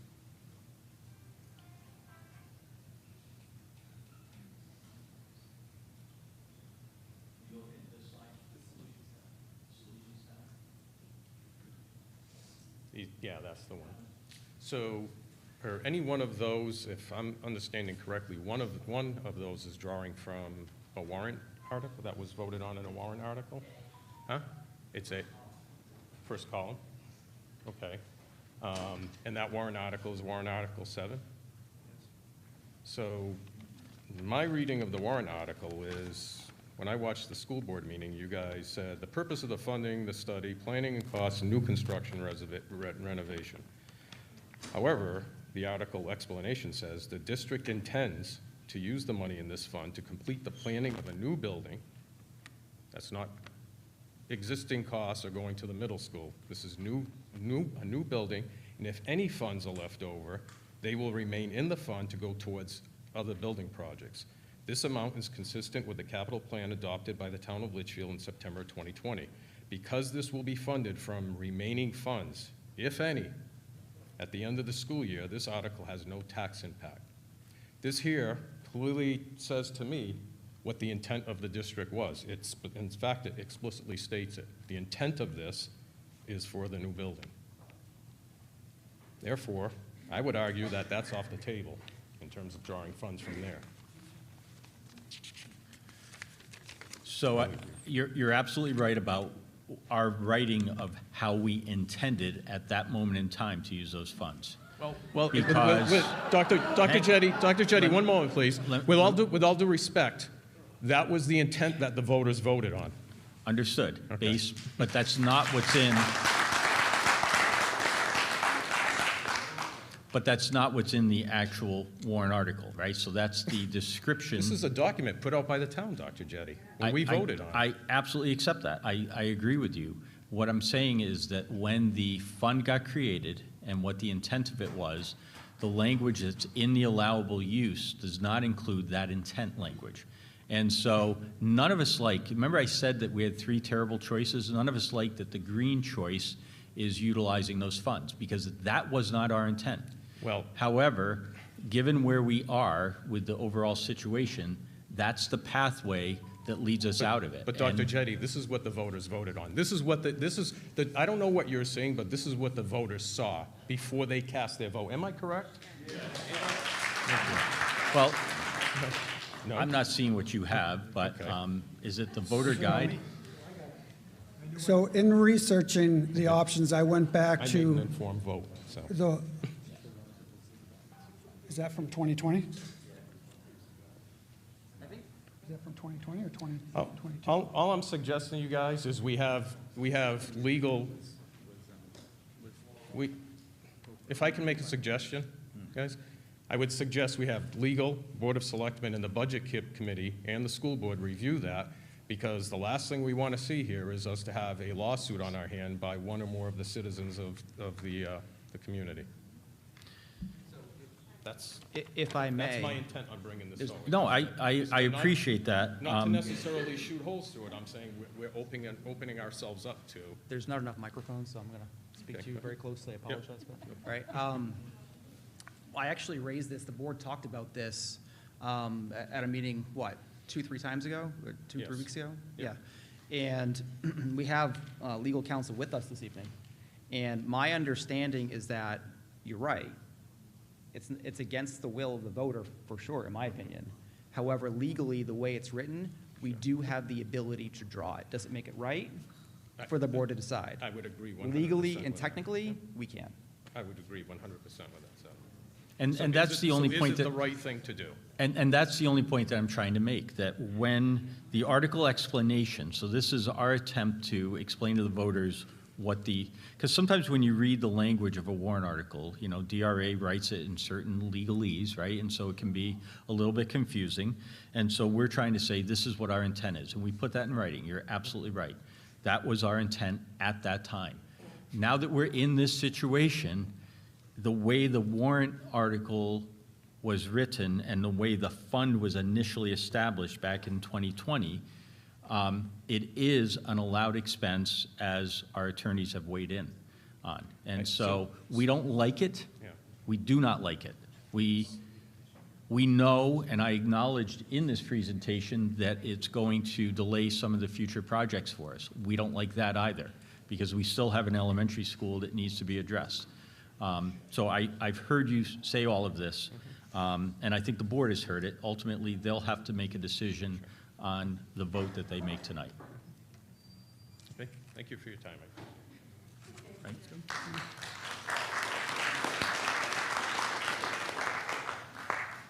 Hi, Susan Haley, 60 Pilgrim Drive. I have a lot of mixed feelings being up here, but let me preface it by saying that I really appreciate the fact of all your service that you've done here, but I also would like to bring up the point that there is a deficit of close to $1.8 million, and there was gross negligence here, one way or the other. The fact that you are now meeting together over this last couple of weeks over, the LMS fund, it's like, was that happening back in April? Were you reviewing this on a weekly basis like you are now? Would you have not realized the funds were being overspent at that point? Or is this a new process that has come up due to this? Okay, so my expectation would be that you would have seen this coming a long time ago with that. But also, there's another piece of information which I've heard the LEA ask a number of times for transparency regarding COVID funds, but to my knowledge, have not received the information. So under RSA 91A, right to know, I would like that information to be made public of how these COVID funds have been spent in the district. And also, it comes down to understanding who is taking responsibility and accountability for this deficit. The RSA laws have been laid out, RSA 32, and to me, and this is quoted based on the job description of the superintendent on this district website, is that the superintendent is responsible for ensuring that the schools are run according to federal, state, and local laws, as well as the policies and desires of the Litchfield School Board. Act as chief officer in charge of finance, exercise administrative judgment, and authority to meet the goals of the district and the wishes of the school board. Also act as a professional in all manners relating to official duties, including but not limited to upholding the laws governing the position, as well as the directives, policies, and wishes of the board. And based on this, the responsibility is to uphold the laws governing this district. And then there's, you know, the RSA 32 laws that we're talking about. And as far as I can see, none of that was done. And it's very disappointing. And it puts all of us in a really difficult situation. Do we want to see these funds drained? Absolutely not, because something happens, you're going to come back to the taxpayers. And in this climate right now, I don't think anybody can really afford it. And then you might not be taken away from our kids, but then we do. We have to cut our costs and what we give our kids. And I don't appreciate that. That's all I got to say.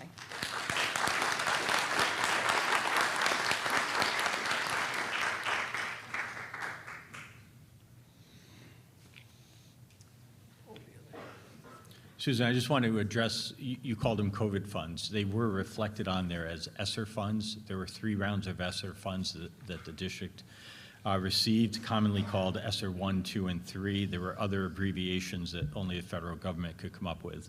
But essentially, all of the funds that we received, minus 20% of ESSER 3 that we retained, and the 20% in the law had to go toward learning gaps.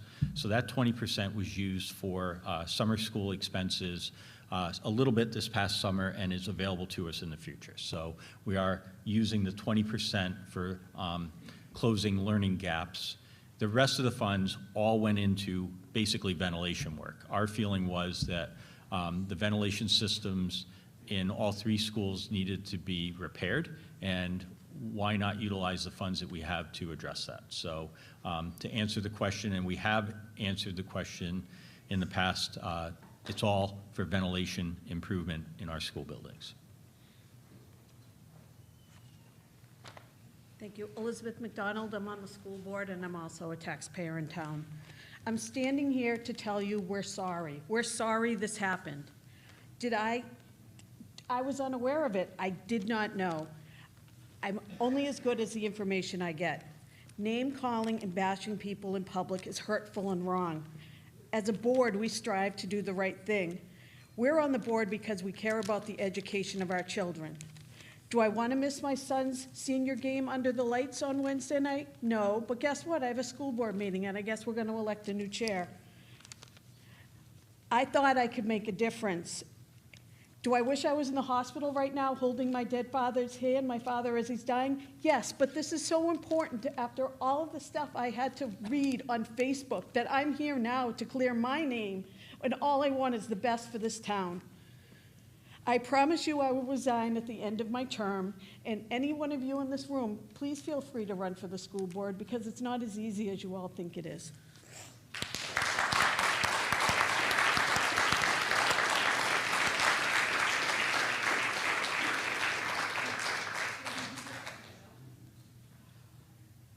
Peter Plansky, 144 Talent Road. I promise I will not be as good as my wife was earlier today.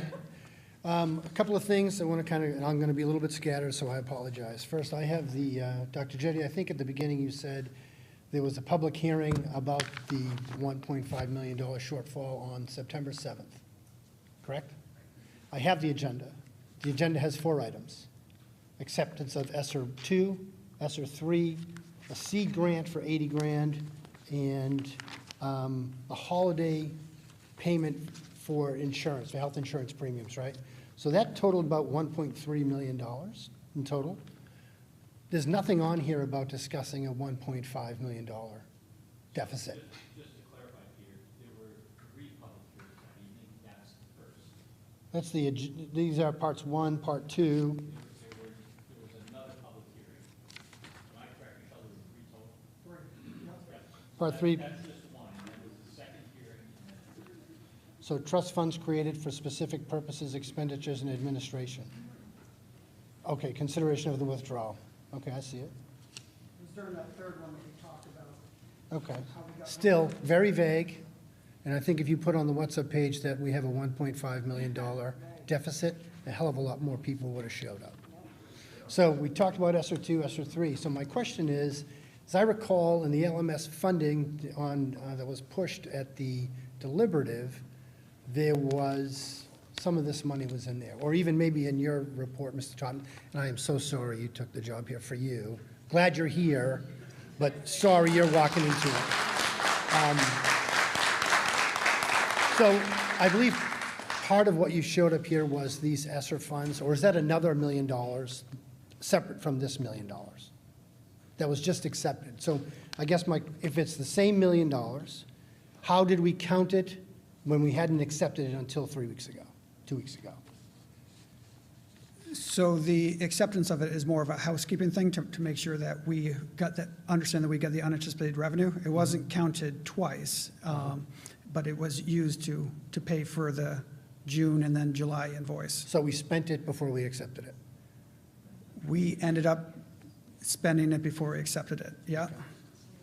So we also spent money for money that was voted on in March, but hasn't been delivered to the school budget yet, correct? So I'm going to ask a really dumb question, which if you ask Diane, she'll tell you I do it all the time. How did checks not bounce? Is all the money in one big account, the general fund, and you can just spend out of that? So the money is in one account, yes. One account. So, well, more than one account, but to simplify it, Citizens Bank overall fund is one overall fund. So, but for example, right now we have a little over $3 million in it. Not all of it is in our checking account. Part of it is in our savings account to protect it a little bit more. But yeah, all within Citizens Bank. Okay, so much like the federal government, we're spending future money, right? Similarly, so I have a couple of other questions. You said earlier that the business administrator is in charge of paying the bills. To what amount can he pay without any oversight? So in my company, I'm the COO of a company too. I don't have an unlimited budget. I have to talk to my boss over a certain number. My boss doesn't have to, but he talks to me anyway because we're part of the leadership team. So how much can department heads spend?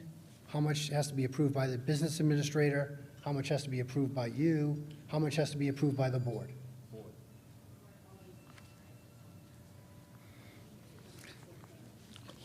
Okay, so Tina said the board always authorizes all the payments. So how do we not know we spent $1.5 million over the budget? Well, so to answer the cash flow question, which is what I think you're getting at. So the schools, the department heads, they put a requisition in for money that's within their budget. Then that gets approved for expenditure by the business administrator. So that's the initial piece.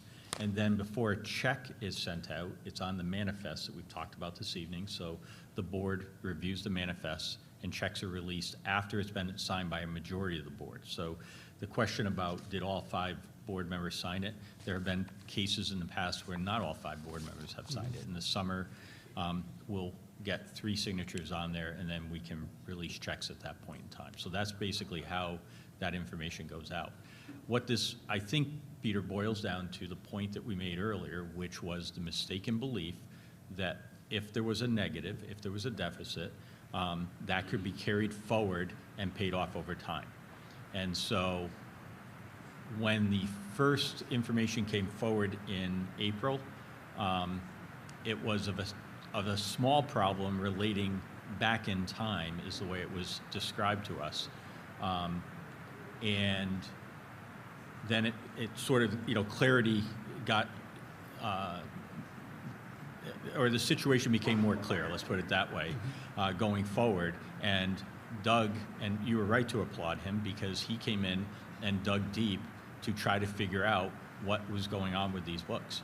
So he really did the majority of the sleuthing and uncovering of that situation. So, but I hope that helps to answer the question of how that ends up happening. We get the reports twice a month that detail our financial situation and status. And that report doesn't have a remaining balance and my bank account is X?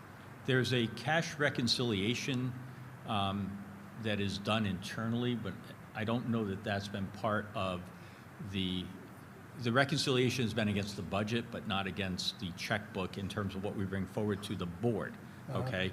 It's being done internally by the business administrator and the accountant. So the business office is certainly making sure, with the treasurer, by the way, there's a treasurer also involved, so they are signing off on that cash reconciliation piece, but I don't believe that's been a part of the report to the board. So we have 3 people who look at the checking account, and this group doesn't know anything about what's in the checking account. Because the budget means nothing, because I can say to my wife, I'm going to go buy a new set of golf clubs, which she just bought me, by the way. Say, I'm going to spend $1,500 for them, and I'm going to say, I stayed in the budget, but I really spent $3,000 for them. So, I mean, it's really sort of, it's almost comical. If it wasn't our money, it would be comical. Well, And now, a but couple of years again, ago, I got a thought, and can't stop. A couple of years ago, I tried to get budget information, sort of to Mr. Cutter's point in the budget committee, and I tried through you and through the prior business administrator, and it took literally 5 months to get that information. And I got it about a week before the vote, and it wasn't in any kind of format I had ever seen before. All on paper, not searchable, not sortable, nothing. I also got a piece of paper that gave the approval levels by each department head. It was $2,500 per department head. After that, everything is approved by the business administrator. Nope, it just says business administrator. Yes, it just says business administrator. So the business administrator could write a check for $1 million, or a check for $715,000 to Northbridge that came in after the audit, which I found to be odd. The timing was odd. The July invoice, right? I think it was $715,000 came in after that. So stuff doesn't work. It just looks bad. And again, God bless you all for doing this. It's a thankless job. I understand, but it's. Peter, just to clarify, Yeah. any check, every single expense is signed off on the manifest that goes before the board. So to be clear, the business administrator could approve an encumbrance, but it will not get paid, and it will not Until be. it's signed off That's here. correct. So just to be clear, when you say the business administrator can write $1 million, no, they can't. It's got to be signed off by the board.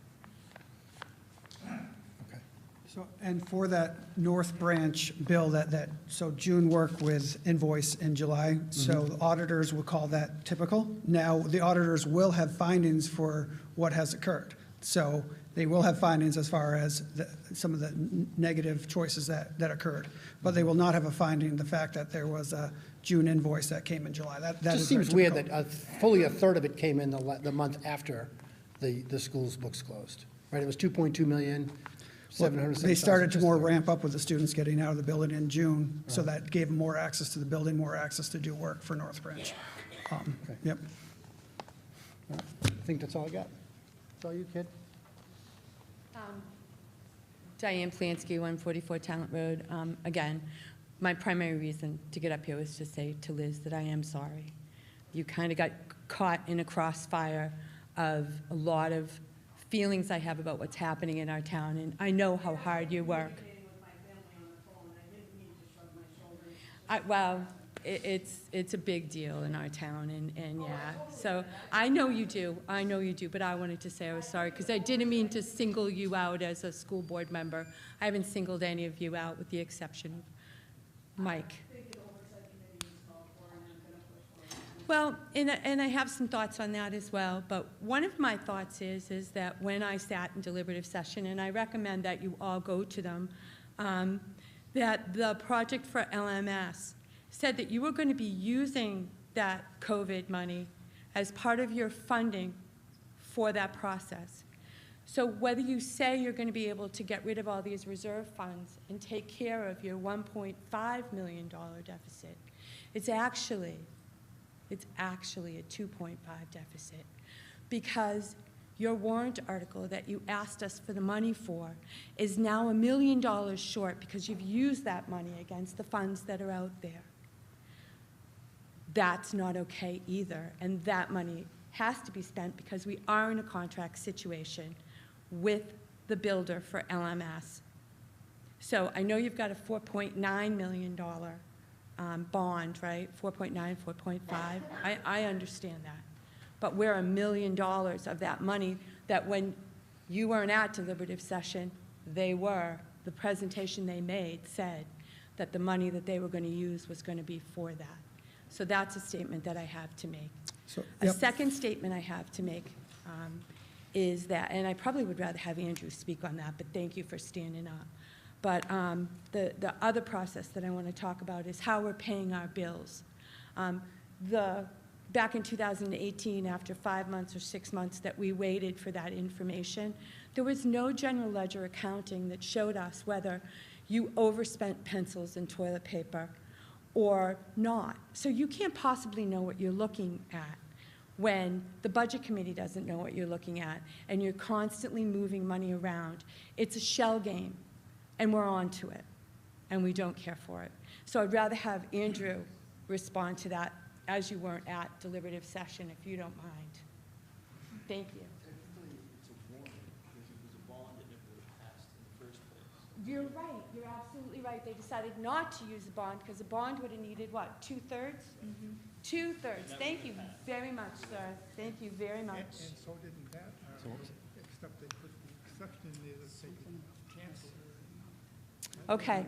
Andrew, if you could address the rest of that, but you're right. Thank you very much, sir. Sure. So the ESSER funds are the federal funds, as Dr. Jetty had said and Doug has said, et cetera. And those funds were used to pay down our expenses for the projects. Absolutely.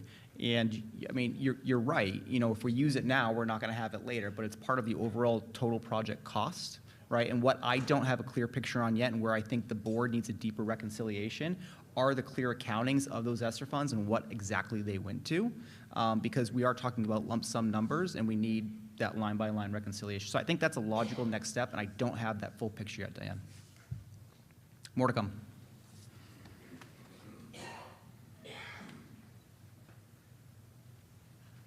But just to clarify, because Diane, you turned 1.5 into 2.5, and that's not the way it goes, because the funds, the ESSER funds, were always included as part of this. The board always knew that the ESSER funds and were earmarked toward the ventilation projects.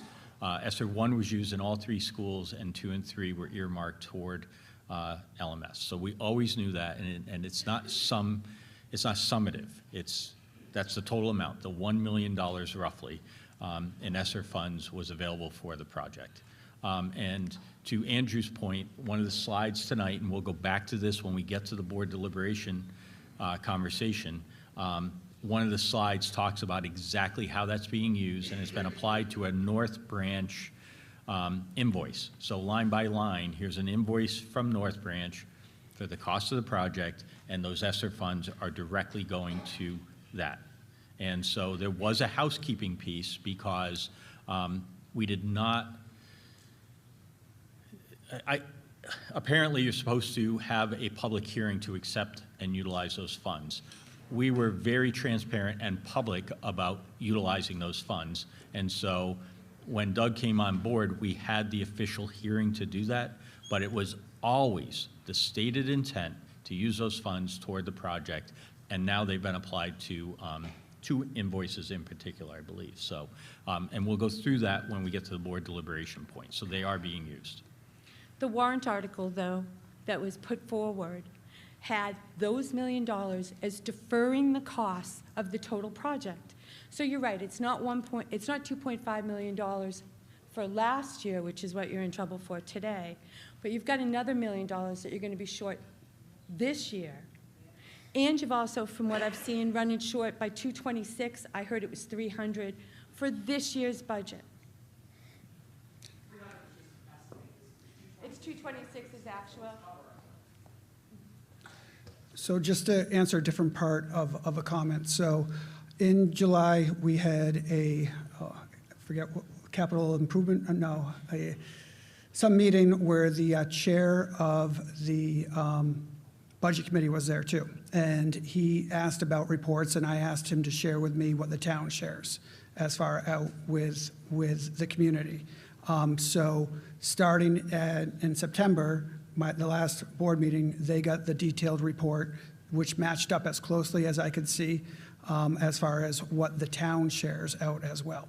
So as you talk about kind of how much did we spend on pencils and stuff like that, I don't know if it goes down to that detail, but it is a detailed report that the board and the community will get at a monthly interval that started in September. The reason it doesn't start in the summer is because while you're being audited, there's normal adjustments that are made to the budget, which happens no matter what school you're in pretty much. So part of the policy that the board has put out is that the financial statements don't necessarily come out in the summer. Doesn't mean that we can't talk about financials, but the board started getting the detailed one in September. They'll get another one in October. That's awesome, and I appreciate that, and I hope that you become a team with the budget committee, because it's never seemed like that before. In the past, it's always been an us against them, with the budget feeling on one side and the school on the other. So I do hope that you become a good member and a working member of that budget committee. So I do appreciate the changes that you're going to be making. They're well overdue. Yeah, we are all in this together for the kids. So.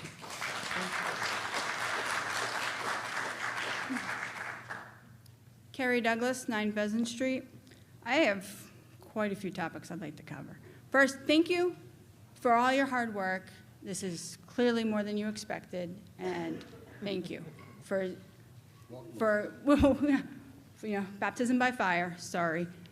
I'd like to thank Andrew Cutter for running for school board.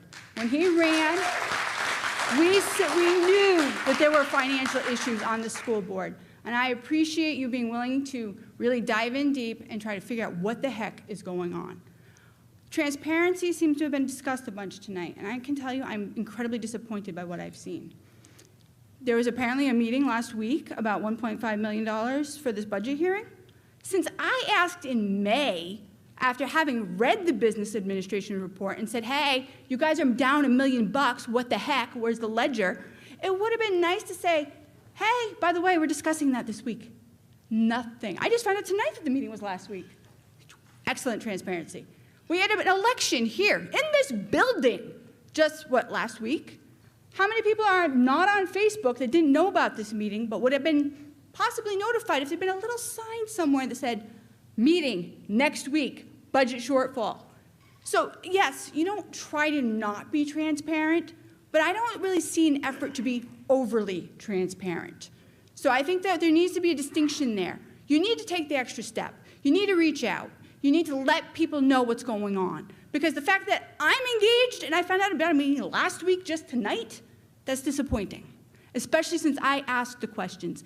Andrew asked the questions. These questions have been out there, at least from other people, since May. So that's another point I'm a little disappointed about. We had somebody running the books. We knew he was leaving. He raised a problem. Why did we not close the books before his last day? Why did we wait until a new guy comes in? Sorry that you had to deal with this, but we knew he was leaving and we just, we'll let the next guy deal with it. That's not good leading. That's not good management. Appalling. Well, I wasn't going to call for resignations, but people should be considering it. Let's see, what else was I going to say? I wanted to follow up to another gentleman who was talking about the Warren article regarding reserve funds, the other reserve fund, the one that we added $50,000 to in 2018 or 19, the Building Maintenance Capital Reserve Fund, one of the ones we were anticipating draining. At the time we added the money, there was a discussion about the purpose of that funding. The funding from the minutes of that meeting said that it was for catastrophic failures that can happen at any time. The school board's goal was to have that fund at $250,000, recognizing that Campbell is aging, that equipment will be failing. So if we're going to drain this fund, how do we anticipate getting back to the target goal? Because we can talk all night about how draining these funds has no impact today, but you're going to want to replenish that GMS fund because you're going to want that school. You're going to need to replenish the Building Capital Maintenance Fund because we're going to have failures. We've had them. So it's irresponsible to imply that there is no tax impact, because there is one. It's just not tonight. It's not on this tax bill. And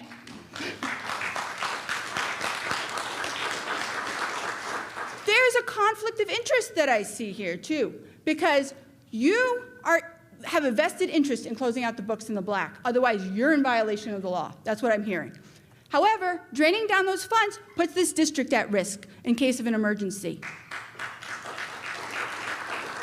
Mr. Legal Rep, who is your client here? Is your client the school board or the school district? So if the resolution puts the district at risk, we're okay with that, because it clear, or should we be advocating on behalf of protecting the district? Because in my opinion, we should be protecting the district. If you can't close out your books, we can do a negative appropriation in March. Come back to us and tell us how much you overspent this budget. If we made a mistake, we didn't capture all our funds, we need more money. Ask. However, I would vote no, honestly, unless there was some serious change on this board, because I don't trust you at this point. I would not trust you with additional funding. So that's another thing. I think you're going to see a slew of warrant articles coming up this year, one of which might be to remove you guys as agents to expend of this fund, because it's a little too easy for you to cover yourselves and bring yourselves into the black. If you're not agents to expend, then I believe you have to actually ask, is this what you intend this warrant article to be for? So I'd be looking for that, and I'll probably be asking for signatures, which probably won't be difficult to get. So, and if there are no resignations and if there are no terminations, I would expect to see vote of no confidence warrant articles on the ballot. Because quite frankly, I don't have confidence. I don't. Because we are saying now that it was a budget misunderstanding. How much have we spent on this project, or are projected to spend on this project? Which project? The total LMS project that has been approved. What is the anticipated estimate at completion? So it is in excess of what was approved on the warrant article? That is not a budget misunderstanding. But you're implying that you went negative with the expectation that in the future there would be a positive to offset it. What I am seeing is a clear overrun. There is no positive that would have been available to, you just didn't capture all the costs. So let's be honest about what happened.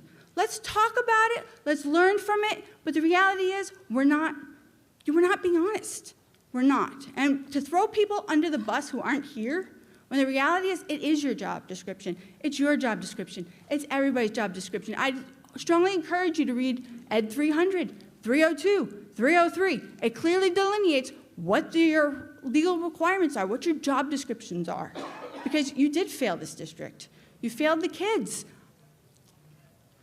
And I understand you're sorry. I get that. Mistakes happen, sure. But mistakes still have consequences, and accountability still needs to be made.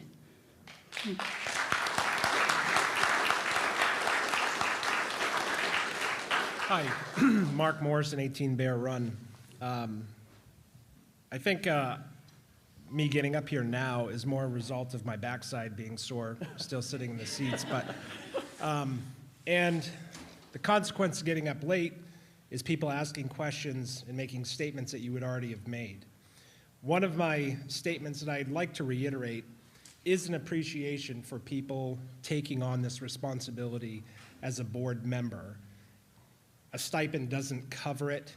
Obviously, all of you care about this community, or else you wouldn't be here, so thank you.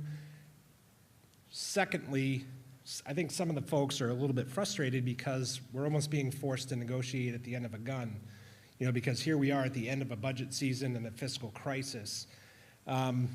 So part of the question I had queued up was, what is the amount that was approved for the middle school project, and what is it going to cost at the end? It seems to be that's one of our big sources of budget overruns, and I would just like to know, I guess, what is the cost that was approved, and where are we going to be at the end of that project? Is that a figure, or is that something anybody up here can speak to? If the answer is no, just say no, but.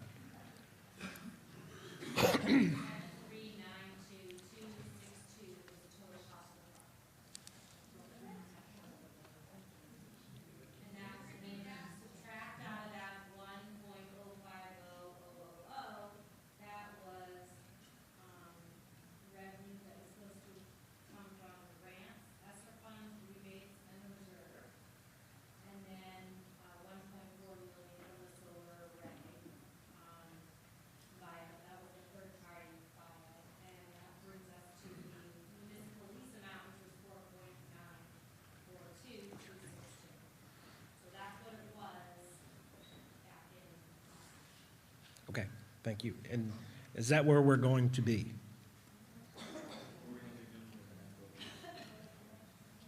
Because it seems like that this is sort of the number we're batting around is this overage, but it seems to be front-loaded, this overage.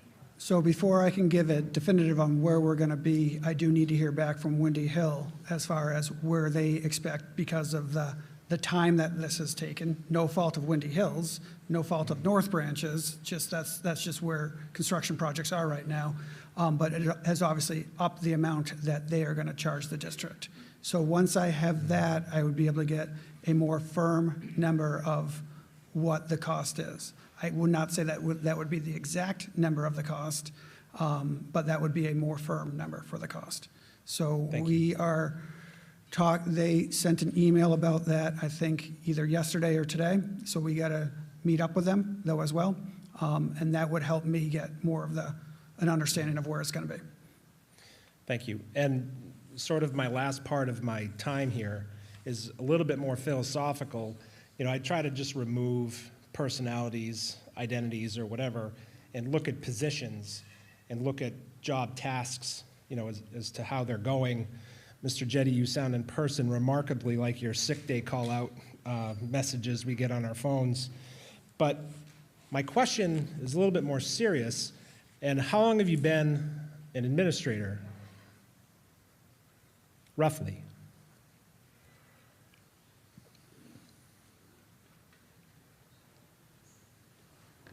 So I'll give you my background, if that's what you're asking about. So I started teaching Roughly. Started teaching in 1991. I taught chemistry and physics for 10 years.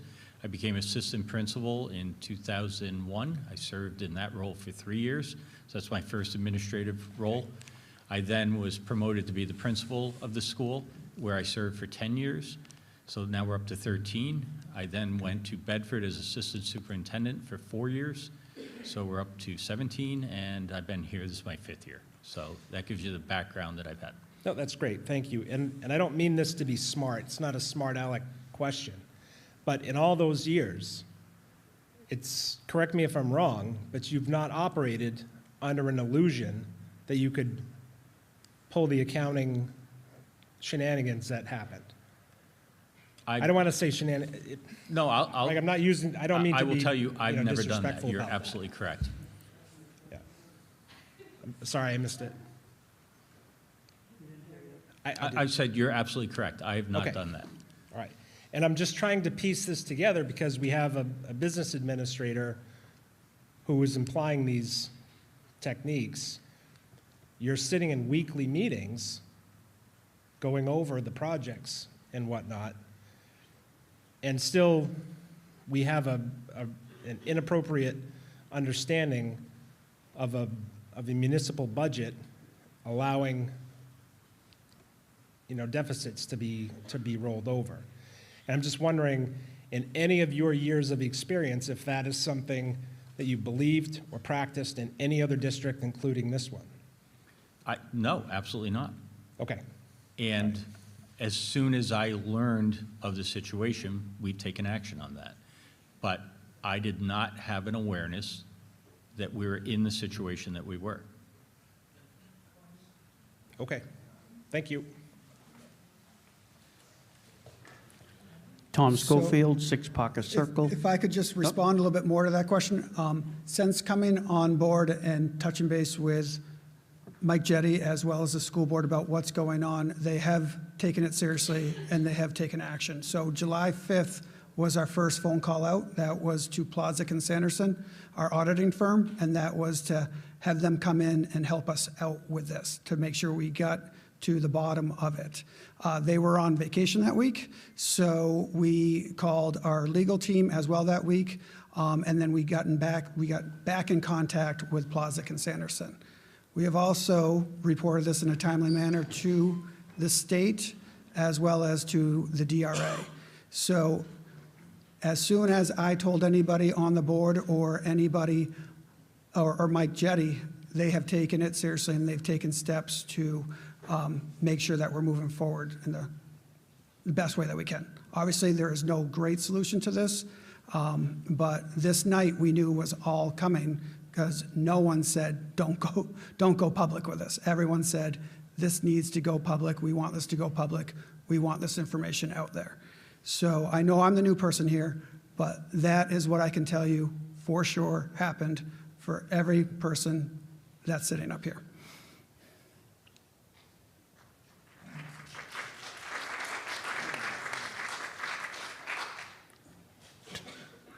Tom Schofield, 6 Parker Circle.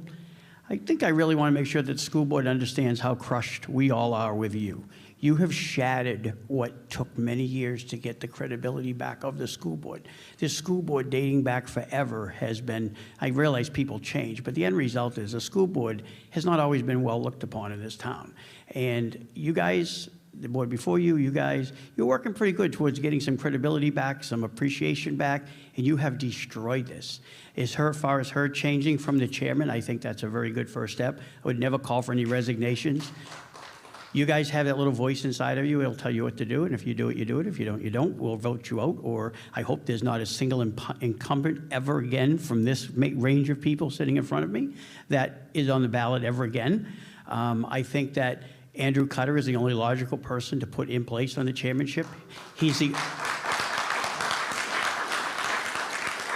is our only prayer to get some credibility back. You guys can work with him. As it is now, you've been stumbling blocks and obstacles. You should go home and watch yourselves on television when he brings things up, the eye rolling, the moving. You guys are so uncomfortable because he asks the tough questions, and you do your damnedest to make sure he gets blocked at every turn of the mile. It's very, very disturbing to sit home, and I watch every one of your meetings, and it's gross. And if you went back, you would never be proud of yourselves, ever. And I think that you need to take a good hard look. I'm not asking for resignations. I'm sure there are many old school board members that still live in town that will step up and fill in your positions on a temporary basis until we can elect a new board. But that's all for you guys to decide. But Andrew needs to be the chairman as of immediately, I think.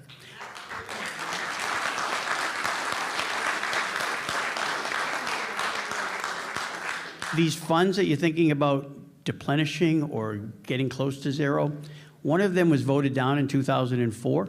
It was approved in 2005. A long time has passed between 2005 and today, and those funds aren't very hefty at all.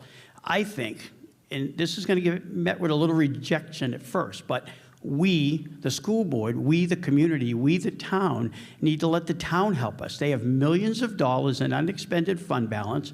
They should loan us some money. It's our money anyway. That's where they friggin' got it. So they should be able to work with us, give you guys a 2-3 year amount to pull back so these funds stay intact. The town has, from the auditors, that range. We should have so much percent to so much percent. We're always right down the middle. If they loaned you $2 million or gifted you $2 million or something, those funds could stay in place. So if the furnace goes out or this goes out or that goes out, our luck is going to be that you deplenish those funds today, and in November, we don't have a furnace. So somehow this isn't going to end well if we deplete these funds. So I think that you guys should look at talking to the town. We are the town. You guys may have a definitive DMZ line.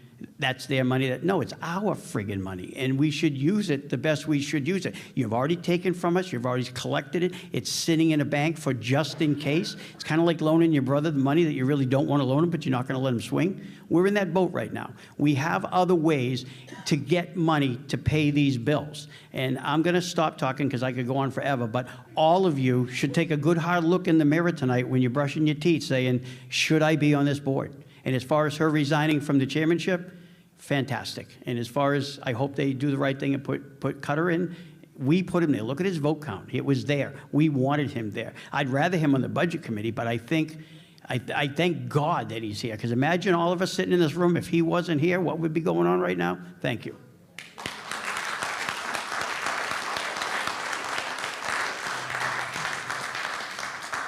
Tim Finnegan, 147 Talent Road. My remarks are addressed to the board. I have a couple observations and then a question. My first observation is that you aren't making hard choices. You're talking about wells being in the ground. Oh, we'll spend that $6,500. You're not making hard choices. You're grabbing for money that's out there and that was dedicated for other reasons. You are not making hard choices. The second thing is there has to be some failure analysis. You have to provide a report to this town as to what happened and what are you going to do about it. And this is not something that you can wait next year for. We need a report that says, here's what happened, because you can't spend $1.5 million and not know that it's being spent. My question is, when you put up your options, A, B, and C said the risk is, oh, maybe the voters won't vote for it. Then what would you do? Maybe you should do that now.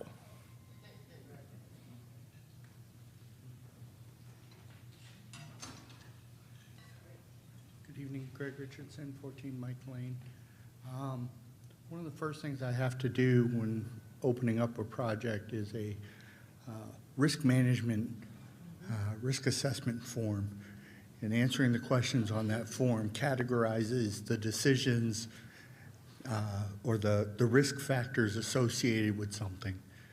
And from that, we divide what the appropriate level of oversight and risk management options to apply for it.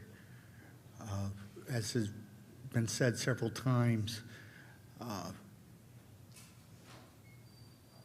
we're at a trust crisis. This town needs financial solutions. We need expensive purchases.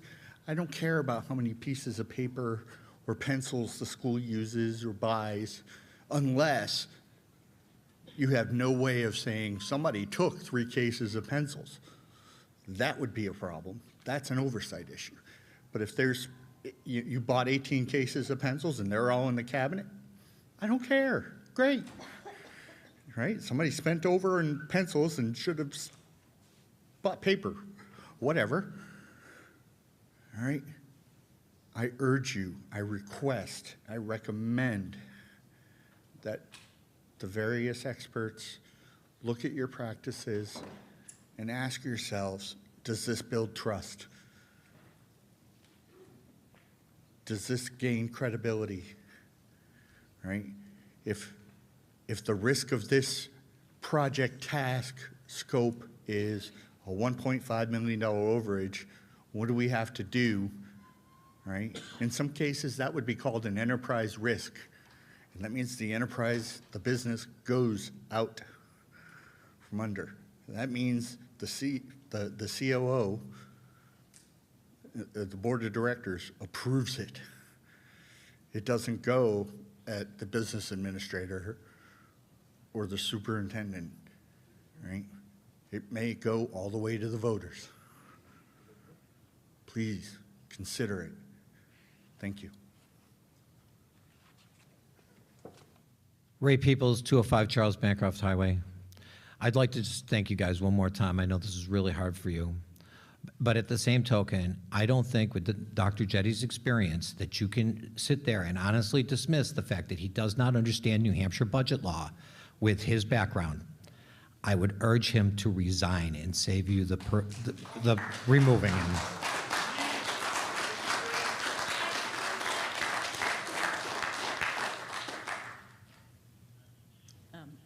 Laura Gandia, 3 Chamberlain Drive. I just want to piggyback what Liz McDonald was saying, how the board didn't know. They could only know what was presented to them. And I think there's validity in that. So the question comes down to what the board knew or should have known, and should have known would be something that would fall to Dr. Jetty. Dr. Jetty, your responsibility would be to make the board aware of what they knew or should have known, and I don't see that that happened. And I don't know if you can go back to the slide number 2, that you said that there were 2 reasons why we're in this crisis.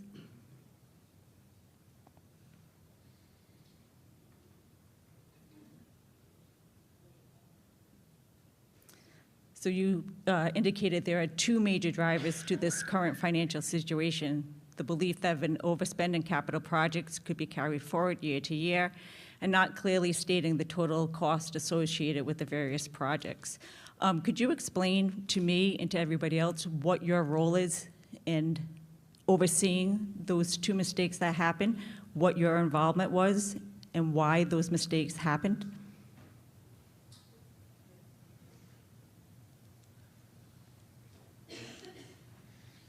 So Laura, the business administrator is the person, right? That's the business official who oversees those pieces.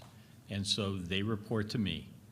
And I did not have information given to me that there was an overage until the timeline that I discussed. And it was a small amount that was discussed relative to the canopy project at the middle school that dated back to 2020. And that's what that's what was pointed out to me as the beginning of the overage, and that was not until April. So the point that I think Liz is making is that we got monthly reports from the business administrator and that we reviewed those monthly reports. I had the same reports. I mean, I do not have do I have access? I don't think I even have access into the financial software. I'm not in there reviewing the direct information. I'm getting the reports from the business administrator, who is the chief financial officer for the district, and that's the person who is managing that work. And I find that disappointing that you would only get reports, the same type of reports that the school board would be getting. I would think your role, according to the job description from you, that you are the chief officer in charge of finance. That's part of the school district's posting as superintendent, that you act as the chief officer in charge of finance, exercising administrative judgment and authority to meet the goals of the district and the wishes of the school board. That's your role, according to your job description, and I understand you're working in conjunction with the business administrator, but I think it's hard, at least for me, to understand and fully appreciate that you should have had more involvement, or you didn't, whatever the case may be, to ensure that those 2 situations didn't happen. I think that's a responsibility that falls directly to you based on your job description, and from what I can tell, that was not carried out fully. I don't feel like you met your job descriptions.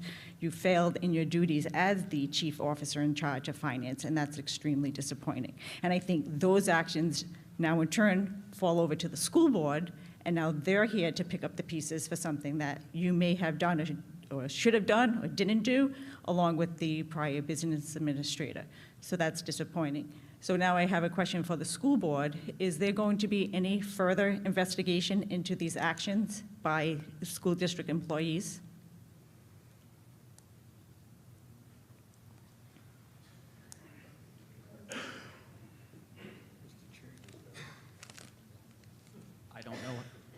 I don't know how Wednesday's going to shake out, right? But what I'd like to see is certainly a non-public within the board itself to talk about this and take it offline.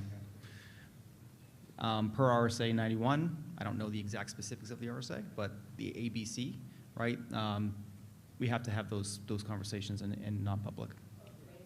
No, and I appreciate that, and I'm hoping during those type of non-public discussions that there would be a call for investigation, a deep investigation into what happened as far as the school district employees, whether that's the superintendent, the business administrator, anybody else who had their hand in the budgeting process for the school. I think that would be helpful as well. Noted. And I also, my final comment would be, I know, can you put up the three choices, the three solution slide?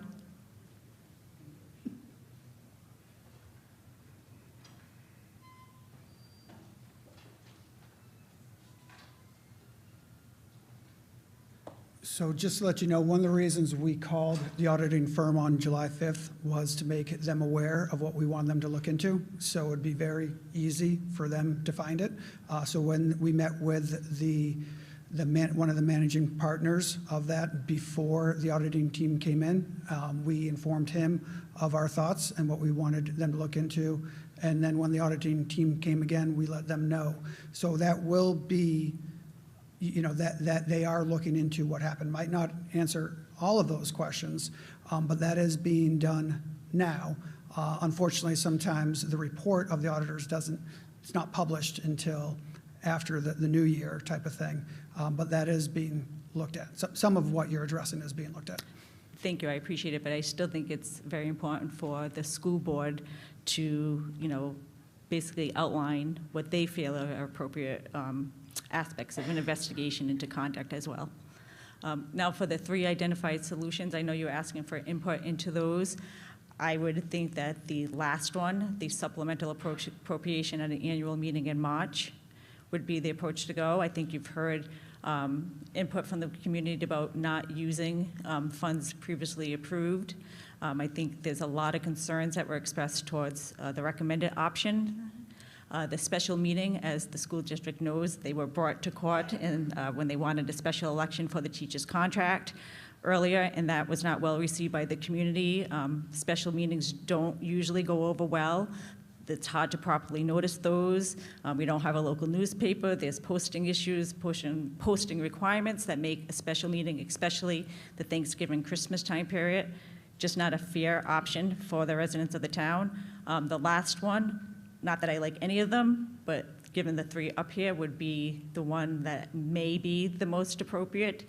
And I know the risk of the town voting it down is a real risk, but I think that's a risk that the school district needs to understand is out there, and that's the fairest way to go. And I think that also will give time for the school board to clearly identify some of the budget issues that they have. And I know Andrew brought up a good point about using funds, provided you go by line as to what's going on. And I think more community input would be beneficial before you get up to the March meeting to make sure that the residents have a full and fair understanding of what's happening in town. Thank you.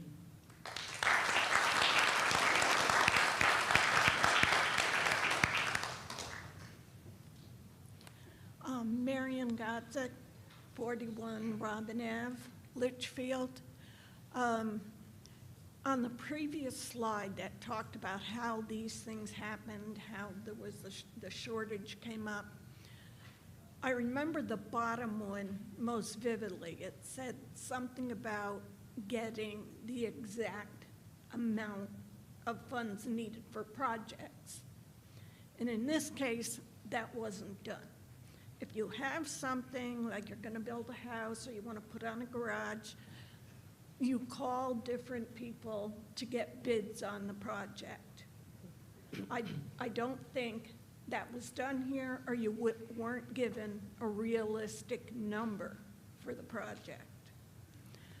The first one said, if you could flip that one back on again, the belief that an overspend in capital projects could be forwarded from year to year. Where did that idea come from?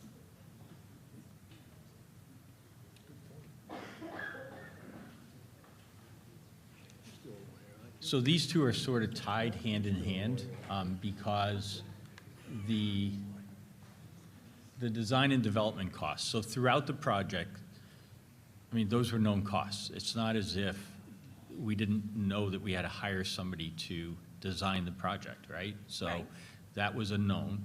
And by the way, everything was bid out on the project. We went with low bids throughout the, selecting North Branch as a construction firm. I mean, all these things were put out by the board. But I guess the point is that when asked where it was in the budget, the business administrator said in the capital reserve fund.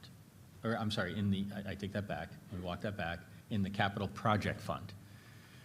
So that was the verbal as to where that was residing. I can only report that it was genuine surprise that that could not carry over year to year. And how did you find that out? When we were looking at the amounts and we said, where's this, how's this being closed out? And that was on June 29th, I believe. And it was at that point, well, you can just carry this. And I said, no, you can't. Doug said, no, you can't. So we knew at that point, and that's why when Doug talks about the phone call that went into the auditors on July the 5th, Doug and I, July 4th weekend, I was in upstate New York on the phone with Doug as we were trying to sort through exactly where we stood with this, as all of this was unfolding in real time and live time. We were absolutely being responsive, but I will tell you that it was at that point that that's the Houston we have a problem moment. Right. When it was, you can carry this forward. And obviously you cannot. And I know that it cannot, but I didn't know that it was under until that moment in time. Okay, and my last statement is to the school board. I think you broke the trust of every person in Litchfield. All of my boys went to the schools in Litchfield. If I had grandkids in town, they'd go to the schools. But I think you have to work particularly hard to gain the trust back on the citizens of Litchfield. I don't know who stays, I don't know who goes. But I don't think the board, as it stands now, should stay as one unit. I think there has to be some consideration for who stays and who goes. And that's all I have to say.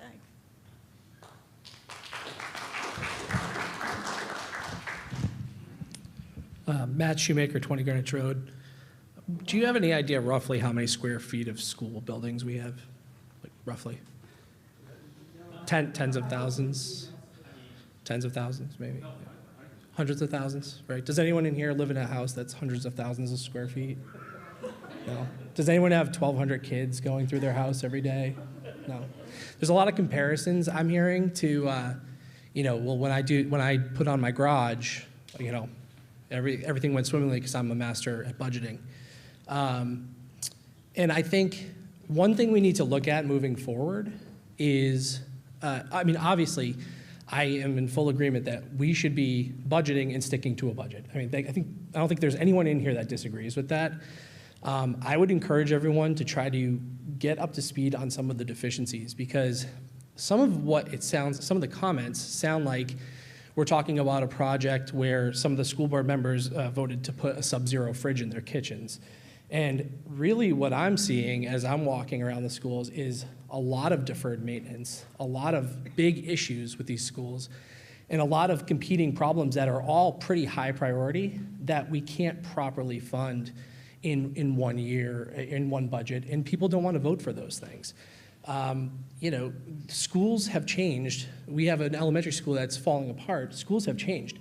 I would venture to guess that a lot of people in here have never done an active shooter drill or never had their kids do an active shooter drill, just based off the age of the people in the room.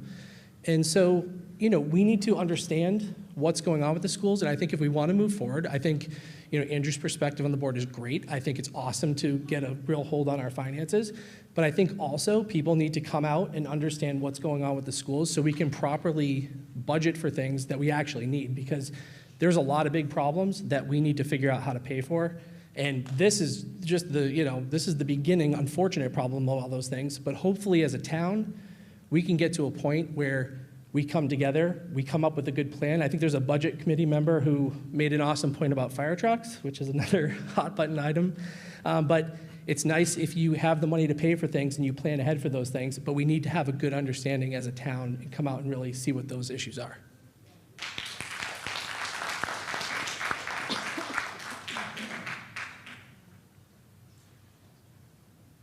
Go ahead.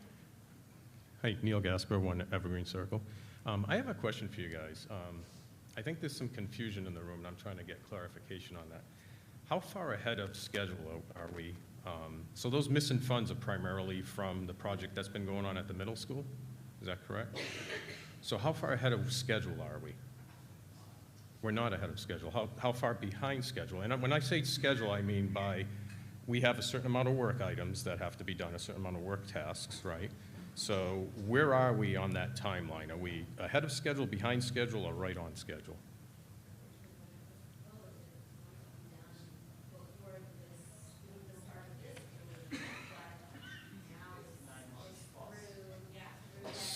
So we're 9 months behind? So in terms of the work items, we're 9 months behind. Okay, that's fine. So let's shoot it down the middle. Let's say we're maybe 6 months behind. Is that fair? Okay. So, because what I'm seeing here is this confusion in terms of, I'm just going to call it the missing money.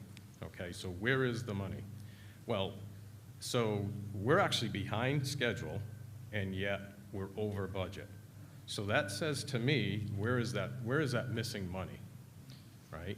So, Neil, so just, if I may, can I just finish that thought, Dr. Jody? Just one moment, please. But you're using terms that are incorrect, but go ahead and finish the thought. And then I'm I'll using clarify terms it. that the community has used, so point taken, I'll give you a moment to clarify that. So when I say the missing money is because, we're behind schedule in terms of the work items from what I'm hearing and my understanding, and yet we're in the rears in terms of how much money we've already spent. So are we in the rears because did we overspend? So we were going to purchase this row of chairs as an example, and we laid out, the layout for that was going to be 50 chairs, and that was going to cost us $2,000. Now, did we pay $2,000 for those chairs and then another $2,000 to install them, or did we actually end up paying $4,000 and another $5,000 to install them? Okay, so first of all, there is no missing money. That's really important to clarify, right? The oversight was that the total design costs were not factored into the budget, and so that's what we have to make up now, right? So that was the oversight, and the belief was it could be carried forward. So nobody was aware there was an oversight. Nobody was concerned about an oversight. So that was a design, from the design fees, perspective. correct. Okay, Yep. so not in terms of the cost of goods or services. And in terms of where we are in the project, our hope was that we would be, so again, the question is where. We were hoping that we would be done with the project before the heating season. So the original hope was October, November, that it would be wrapped up. Supply chain issues have made that impossible, to be very honest.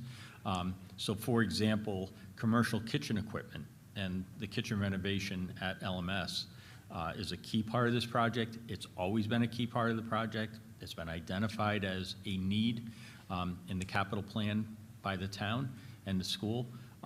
And that commercial kitchen equipment is a year out. So that's not going to take place most likely until next summer. So not the timeline any of us foresaw or wanted, but the current reality of the situation that we find ourselves in. Okay, so we basically overspent is what I'm hearing.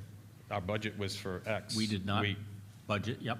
We did not budget we overspent our budget. Well, we didn't budget, so yes, we overspent. The project cost more because we didn't budget. This is semantics, Dr. Jetty. So we overspent the budget. So what's the guarantee to the taxpayers that we're not going to overspend the budget further moving forward? And I ask that because clearly we've done it already. And what guarantee do we have that this is not going to happen in the future? So I think it's two guarantees. It's the guaranteed maximum price of the project. We have that. So Did we not have that from the beginning, or? We have that now, and so. So did we have that from the beginning? We had the guaranteed maximum price in terms of construction costs, but the design fees and the oversight by Windy Hill was not factored in. So those are the amounts that we now have to control and watch going forward. You were going to say something else. That's the answer. Okay. So we're not going to have any overages moving forward, is what you're telling us tonight? Aside from what was pointed out as the amounts that we are monitoring, I I can't speak beyond that. Those are all dollar amounts that we are now carefully monitoring and watching going forward. Okay. Thank you. You're welcome.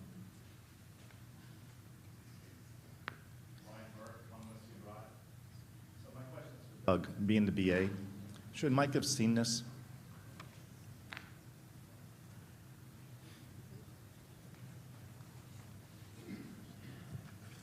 I think that's a good question, difficult question. I've been involved in schools for quite a bit. Before this, I was an assistant principal and teacher before that as well. I do have a finance degree as my undergrad, so as I tell people, it took me about 20 years to get back to that, but I'm there now. So the role of a superintendent, having worked very closely with them for 11 years before this as an assistant principal in districts where they respected their assistant principals, so they were involved with quite a bit.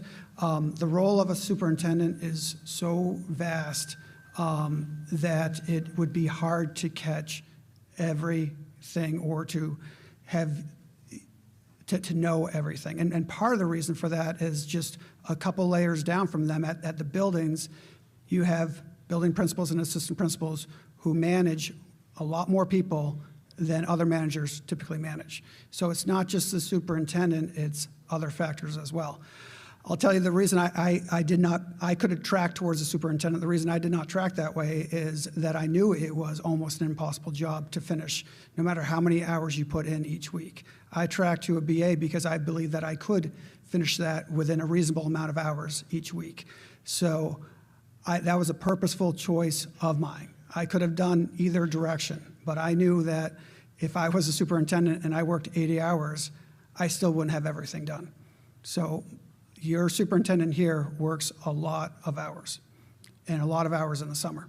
So it is, from my experience, it is an impossible job to do.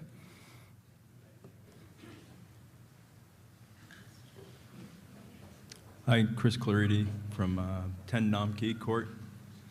So I was coming up here to ask, basically we're being asked to fund a deficit, but before I had heard that we didn't really know where that money went. We just knew we were over. But now I just heard that it was all design fees. Can you elaborate on that? Because I don't know how we have $1.5 million of design fees on a $5 million project. So I think if we go back to the tab that is by vendor. So tab 3. So this slide was produced for that transparency to show you where all of the money went to, where that $3,020,000 went to. So this is exactly where all the money from fiscal year 22 went to for this. But what's the part that was unaccounted for? Where's the shortfall? That's my question, because I just heard it was design fees. The shortfall is in matching revenue. So for example, for North Branch, you had for phase 2 about 6.1 million, and there was 4.95 million of municipal lease, and then about another 933 in ESSER. So if you add up 4.95 and 933, you have a shortfall to get you to 6.1. As well as there was Windy Hill Associates, which has done good work, but there was no revenue source attached to that. So the shortfall is not having revenue attached to each of the expenses. Yeah, sorry, my mind's still not grasping it. So Windy Hill, I mean, if we bring up Windy Hill, that couldn't have been more than 100 grand, right? Windy Hill was over 300,000. 300, okay. So that's still a very large delta. So what extra did we get that we didn't think we were getting? We did not get anything extra necessarily. We got what we were planning to pay for. It's just that when the total cost was presented to the taxpayers, it didn't include all the total cost. Okay. So we're over $1.5 million on the whole. So even if we could have pushed it to next year, that wouldn't have helped. We still needed to come up with that money. It wasn't just a close out this end year issue. It wasn't like we have the money sitting there next year. We just had it budgeted in the wrong year. So we're not over necessarily what they expected. It's that they did not have revenue to match the expenses. It's the not identifying the revenue, which is the problem, not the expense of the project. So for example, and I know this isn't necessarily a perfect topic right now from where we're at, but at some point, we are going to need to renovate, like a pretty good renovation of the elementary school, or build new. So when that is presented, sometimes people talk about a $32 million elementary school. It will not be presented as a $32 million elementary school. It'll be presented as more than that, because it will be the $32 million, which goes for the construction, plus the architect, plus the commissioning. So that is one of the mistakes that happened before. You mean we have all these consultants on task and no one told us that? We have a lot of consultants when you go through the fees, right? It seems like we had a lot of oversight that was paid hired help. So, well, the consultants are there for specific reasons, for designing, okay, we need to bring in mini splits. How many mini splits do we need? What power do they need to be? So those are the type of consultants that they were brought in for. So energy consultants, things along that line. Well, what about Wendy? Wasn't Wendy there the whole time as our consultant to help guide us through the process? I'm sorry, I missed that part. Wasn't Wendy there to guide us through this process? Who is supposed to take our hand and lead us through this if we don't have people on staff capable of managing a construction project?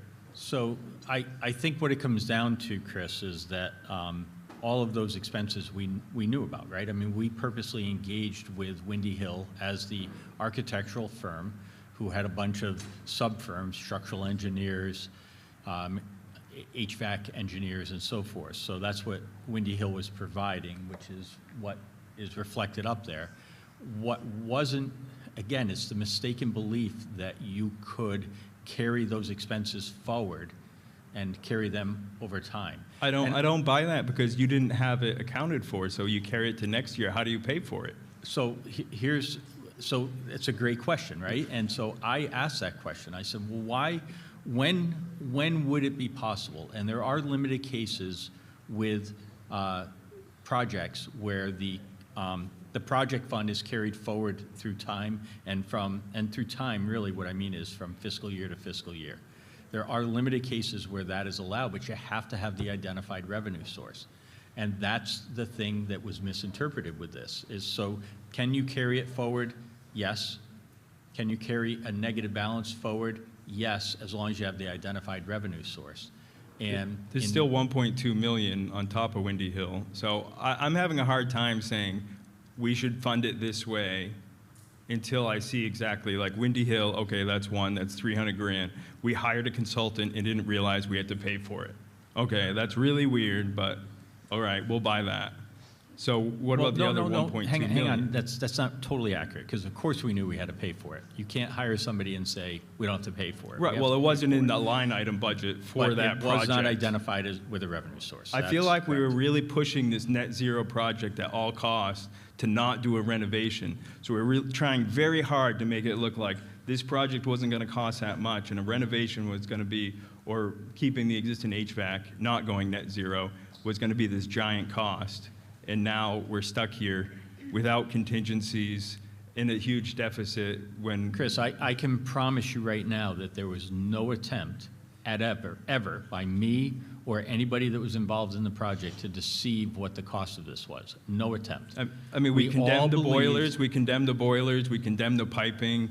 We never had the right people who were the reps for the piping come in and even inspect it and tell us that they were bad. There was just like stink after stink once you started digging into it. But we all believe that the project, as we articulated to the voters, was a viable project. We still believe it's going to result in long-term savings. We believe in the project. It was the oversight and mistake in the not identifying that revenue that got us to this situation. Well, but it doesn't take away from the project. You itself. now believe in the project, but now no one believes in you. Well, I've always believed in the project. And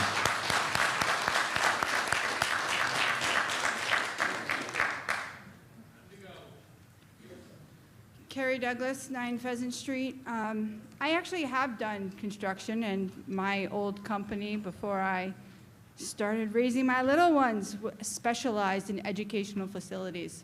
So actually, I do have experience in building educational buildings. And one of the first questions I would always ask is, what I miss? I would sit with my contractors as we bought them out and said, what's not in my budget that should be? We had an owner's rep. What's not in my budget that should be? So when we didn't identify the revenue source, that means that we approved a project without fully funding it. We sold a project without enough money. So now we're in the position of, in order to finish the project, we have to give you more money than we approved for the project to begin with. It's a bait and switch, honestly. It's insulting. And then we're talking about extending we have a GMP. Awesome, I had GMPs. You know what one of the first things you do when you extend the project? You ask for more money. Because now we're working around student schedules. We're gonna have wage increases that we're gonna face. We're gonna have all kinds of other issues. So we have extended, do we have a zero cost change order that has extended the end of the construction site? Or are we gonna get a change order in the future that says, hey, we did great work. It took us another 9 months. That's going to be an extra X number of dollars. Do we have it documented somewhere that we've extended the schedule at no cost? Because if not, that GMP is going to go up, which means you're going to be in the hole even further. So I would suggest that you guys talk to your contractors, to talk to the GC, get it in writing that the deadline has been agreeably extended at no cost. Otherwise, your GMP means jack, because there is going to be a change order that's going to ask for more money. I would have done it. They're going to have more costs. Their labor costs are going to go up, and who else knows? Transportation, gas prices. There's a looming cost out there that you're not even thinking of. So I would suggest you get it in writing that it's not going to cost us anything. Otherwise, kicking around that term means nothing.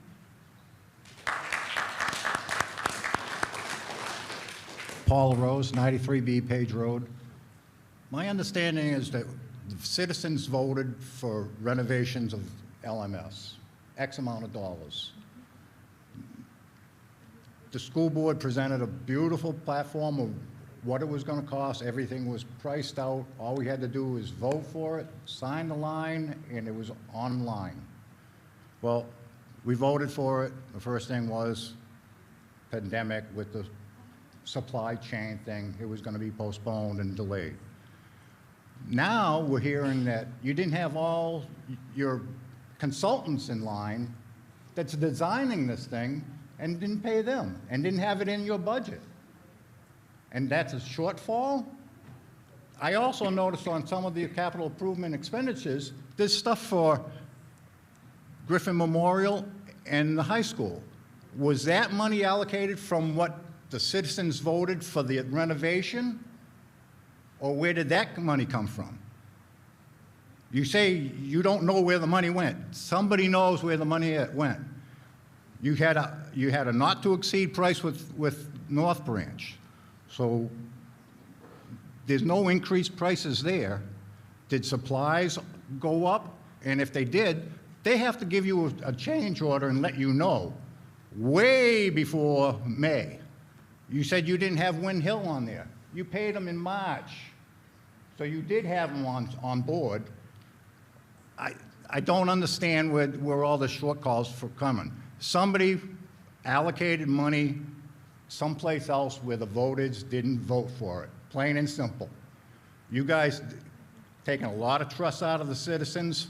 You say you're for the children. You hurt the children more by doing this than anybody else. You're not going to get a new elementary school in the next 5 years. Never again. Never, because they don't trust you.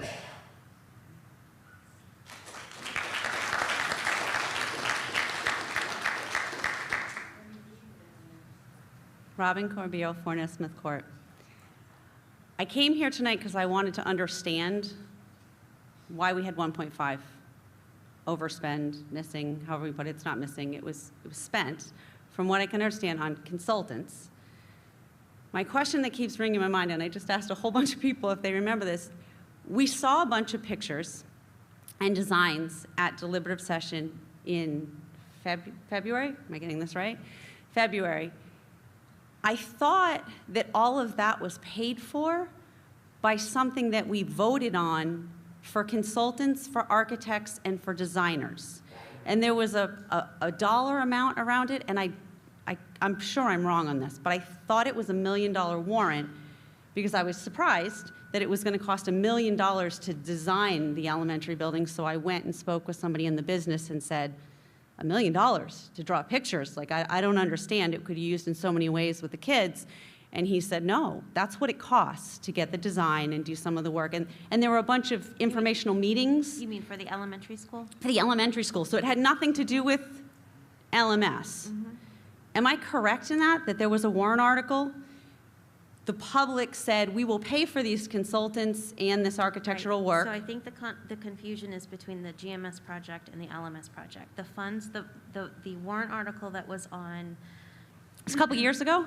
Or a year and a half ago, something? It's been ongoing. We started the capital improvement expendable trust fund with the intention that we would deposit money, we would raise money over the years and warrant articles to put into that account to be used for the planning and design and construction of a new elementary school. So then I am misunderstood because I thought it was a set amount that was not a capital reserve fund. It was for a specific task. We were going to pay these consultants to do this work, and the town okayed that for the elementary building because they said, we need an elementary school, right? We don't want to just build anything, so we're going to hold community forums, and we needed a PR company to help us do that, and they did a bunch of marketing and things like that to develop something.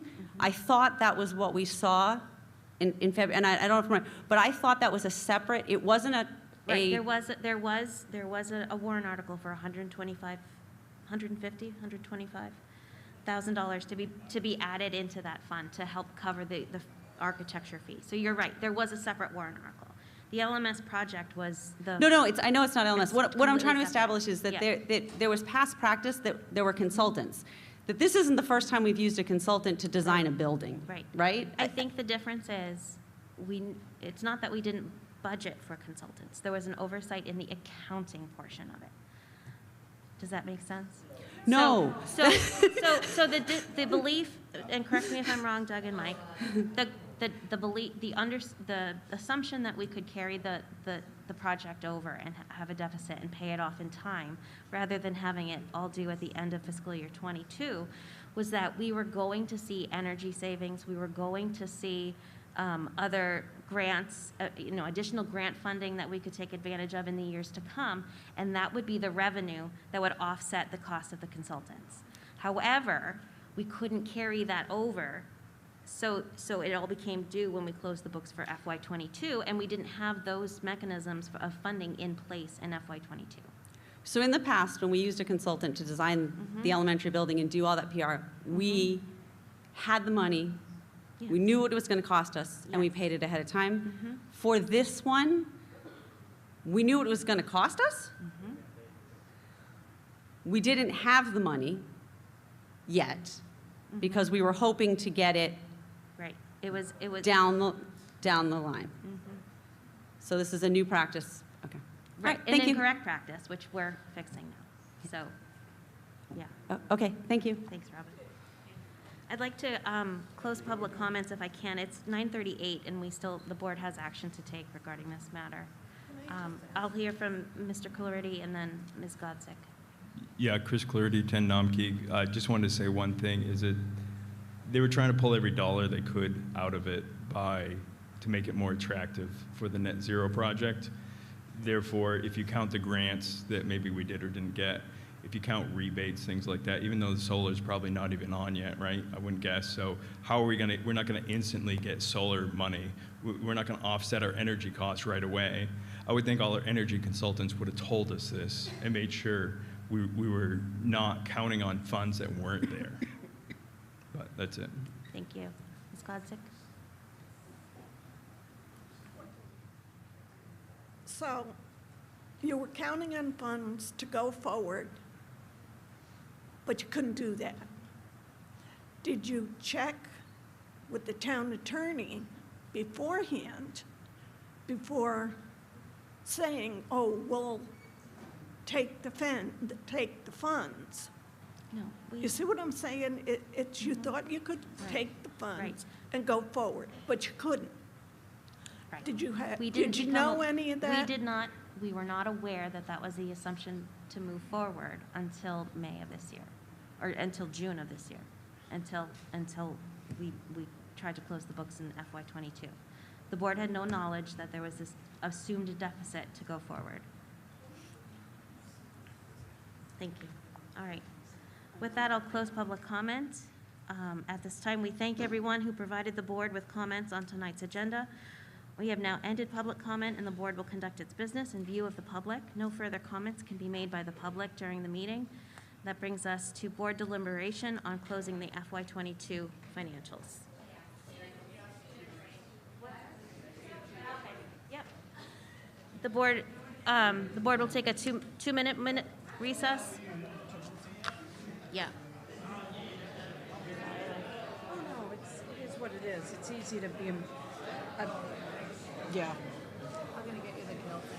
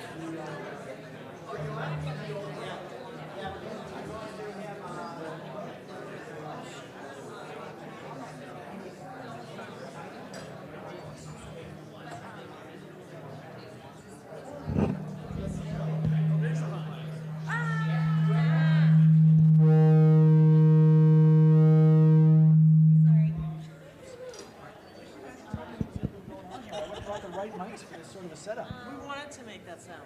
I don't get paid enough for this. Don't think so. I won't take it. Oh, yeah. Okay, and I don't want it to get misplaced.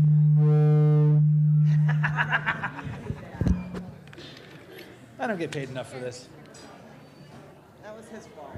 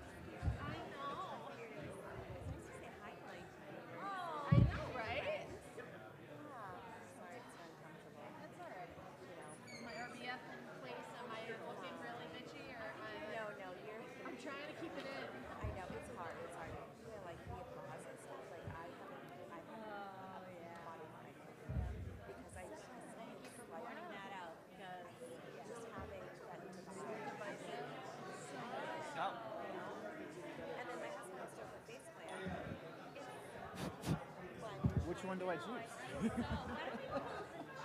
What if we put the desk back and then put that in front? Yeah, he wasn't as late as some of the other ones, so. It's all good. Yeah, well, he doesn't put his, like, I'd rather not pass the mic, you know? Is he still waiting? Test. Is it gonna be online or how does it get it? 'Cause I remember literally sitting there and getting breath. He gets an email, so it's supposed to be sent to him after. We need to call this vote and get it going. Renee was there. Oh, your group passed and your name wasn't there. Oh, I've been looking at the list all day long, like, did I not see something, did I miss it? Did I really see anything? So I was right there. Oh, But my friend, there were 4 of us in line and she didn't pass. So awful. yeah, I just, the waiting has been horrible, I hope we don't get it together. Fingers crossed. Thanks for spending your evening with us. Yeah, hey, She just said she was doing neighbor relations. yeah, like, you know. Megan was watching your kids play in the driveway the other day. It was the cutest thing. She just, like, she does her thing called, we call it massiving. She'll just go out and just sit in the barn mulch and, like, watch. I always see her on the front porch. She just watches her part of the agenda. I got it. Like, doesn't want to go outside, doesn't want to take care of business. But he was watching your kids play. I mean, both of us, she was. She was just sitting in the backyard, watching them. Just. I'm trying to get Madison to ride her bike with the train. Cool, how's that going? Well, it's hard to like that. So, it's, you know, we'll get there. Yeah, hey. Did you pay a babysitter last week? Parents. Oh, thank God, you got somebody. And it's free. Huh? And straws, apparently. And paper. I didn't quite get that comment. I don't know about paper. Yeah, Grant came home. Yeah. Get a straw, and I tried to open the milk carton. I really don't. So we have to send him to school with a straw. I fixed that. Yeah, we sent him to school with a straw. No. Just I had a conversation with her and we resolved it. Oh, was it really a thing? Yes. April brought she went to Sandy and bought. Kids need the 5-inch straws, not the 7-inch, and they all need to be individually wrapped or sanitized. And they couldn't get the supply delivered of the 5-inch straws individually wrapped. Are you kidding? No. And so Remember when we used to have the cardboard and you ripped it? April found a box at Costco for $14, 3 dozen straws, and she brought it down. God. They're not the 5-inch, they're the 7-inch. So somebody actually Shut up.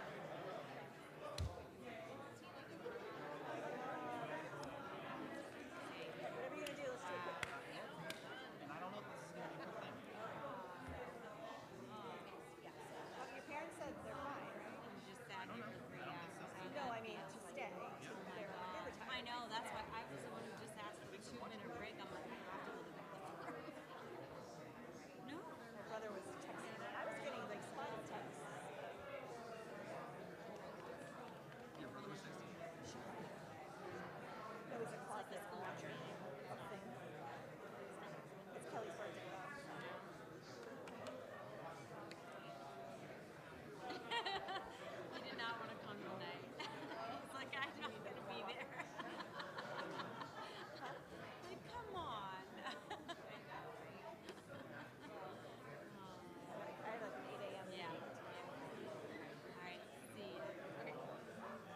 At an 8 and an 8:30. Speak from here. Yeah. And just, let me bring my computer up here.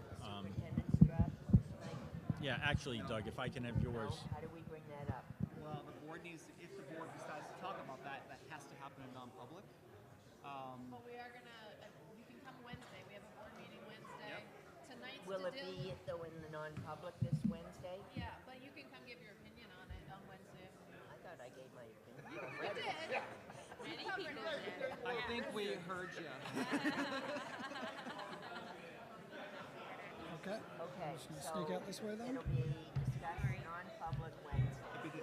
As I'd a like to- citizen and as residents, you have, under our RSA, you have I'd the like right to call- petition is this- the court to remove anybody. All of us, that's the law. Now, when you say court, You can petition the Superior Court, right, by a letter signed, as a citizen. Thank you. I'd like to call the meeting back to order. Please take your seats.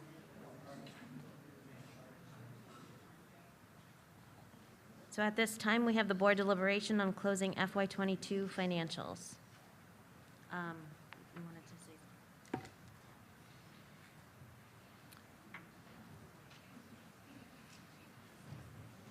So displayed up on the screen, it's been the recommendation of both me and the business administrator that we should be using the funds that are in the reserve funds. And so our first suggestion to the board is that you make a motion to withdraw $619,625 from the Capital Improvement Expendable Trust Fund for the purposes of funding the study, planning, and costs of a new construction or renovation of existing facilities in the Litchfield School District as recommended by the Capital Planning Committee.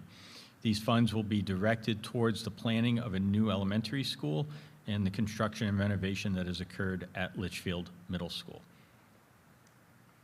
Before we vote,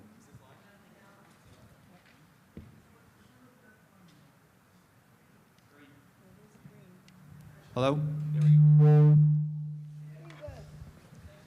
Yeah. Happy to help.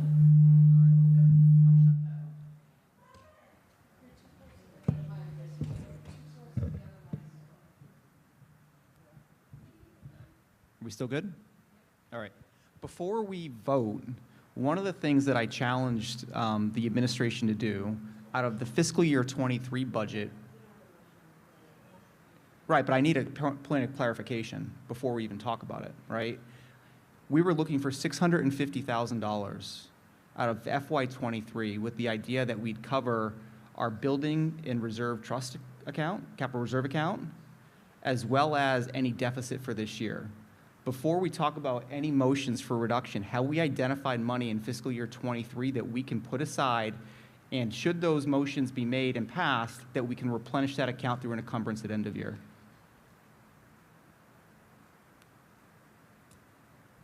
So we're kind of having a conversation without a motion, so I can't make a motion or vote until I understand if we found the money in fiscal year 23 to do So it. to answer the question, you asked us to do that at the last meeting. We have not identified that. Okay, thank you. The reason for that, Andrew, is you can imagine the substantial work it took to get to this. And the other thing is that we have not met with our full admin team because I don't think you want one or two people identifying that. I assuming you want a team approach, and so that's something that our full admin team is going to have to sit down and identify in order to come up with that. So that has not occurred yet.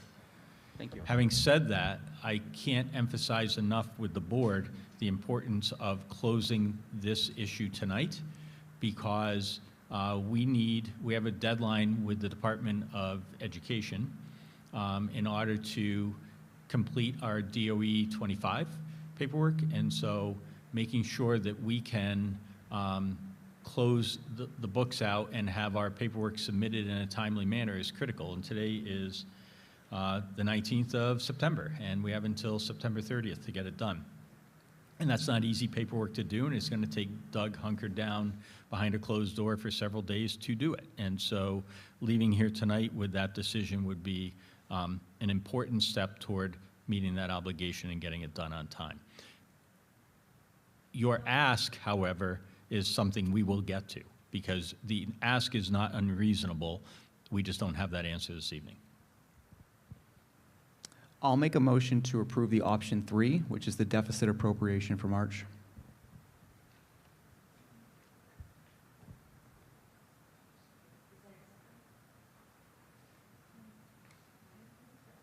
Well, I'll second for discussion. I think we need to discuss it. Thank you. I think the deficit appropriation protects the district because I can see very high probability of lawsuits if we're to drain these capital reserve accounts. I do not believe it was the will of the voter to use that money for this purpose. I also believe that we have a responsibility to follow what the will of the voter is, and that money should stay in those accounts unless we have an identified source to replenish.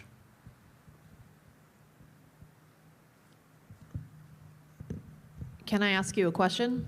As I recall, at the May 18th meeting, you were advocating for accessing these funds to use to pay off the construction costs for LMS before we used any underspend, I believe, the goal, or maybe it was the June meeting. What has changed between now and then that you don't think it's a good idea to use these funds for LMS, but did before? I don't recall that, so I'm going to have to go back and look. I don't know that off the top of my head.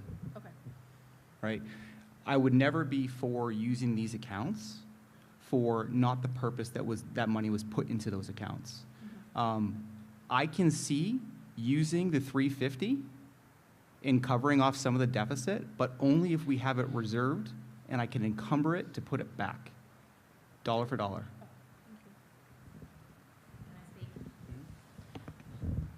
I think that option just kicks the problem down the road, and so I don't agree with that. I think, you know, we are accountable for this, and I think it needs to be resolved, and we need to try to move forward.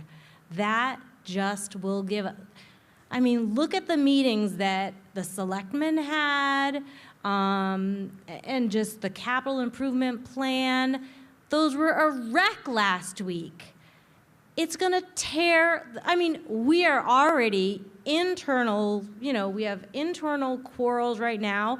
You think bringing this decision till March is gonna help with that? Absolutely not. I think, so my feeling is it needs to be resolved here and now. All right. We have a motion and a second. Is there any further discussion? All in favor of voting for option 3, say aye. The postponing till March election. Opposed? Aye. And abstain? I think that was a 4-1-0. Let's do a roll call vote. Tara? You were, I'm sorry. All in favor, say aye. I'll do a roll call vote. Tara? Okay, I just wanted to make sure of that so that everybody was clear. All right, thank you for that. 0-1-0-4-1. Nope, 0-5. 1-4-0. It's too late, people. Okay, sorry about that. I will make a motion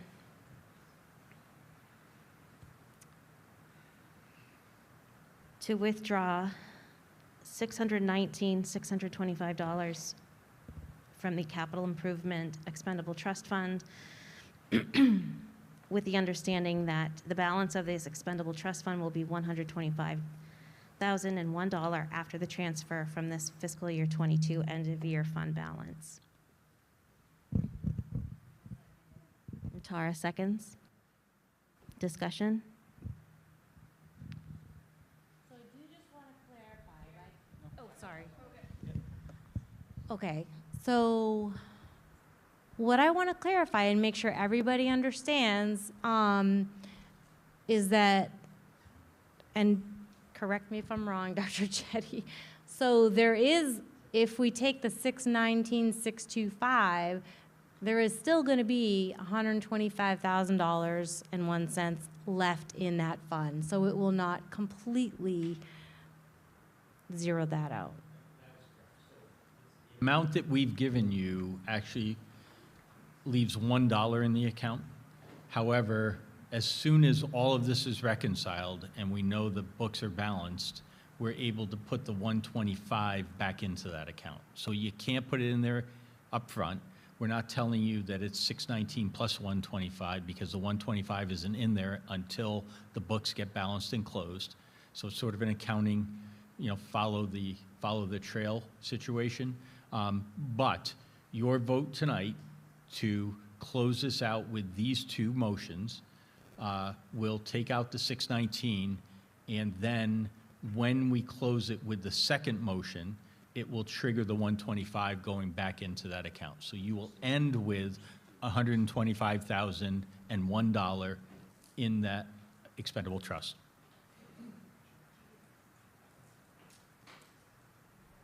Can I ask a question? what are our options for funding this in the future? If there is amazingly a large amount of underspend that gets us out of whatever hole we're in for FY23, and then still additional underspend, would we be able to, if the board voted, to put money back and replenish that account? I think there's two possible ways that you could do it. It could be from fund balance, which is the way we've been adding to that, right? So you could have an article that you bring forward to the voters asking that to be replenished from fund balance. Another is it could be a warrant article to raise and appropriate an additional sum of money to go into that line. So that's another way to do it.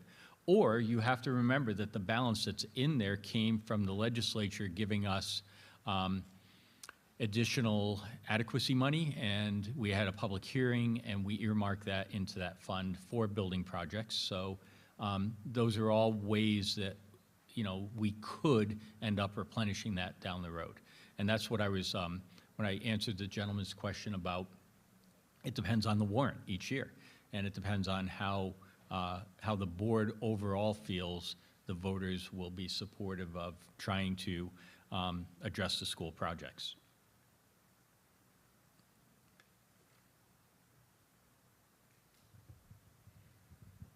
I don't like any of these options, and I wish there was a magic fourth option, and I think everyone on this board can attest to the fact that I have spent the last 2 weeks going through every single BA report, every single agenda, every single facilities report, trying to figure out a way to get us out of this hole that would not result in spending down this trust fund, because a new elementary school is near and dear to my heart and is a high priority on my list. And that is not going to change going forward, but I can't see how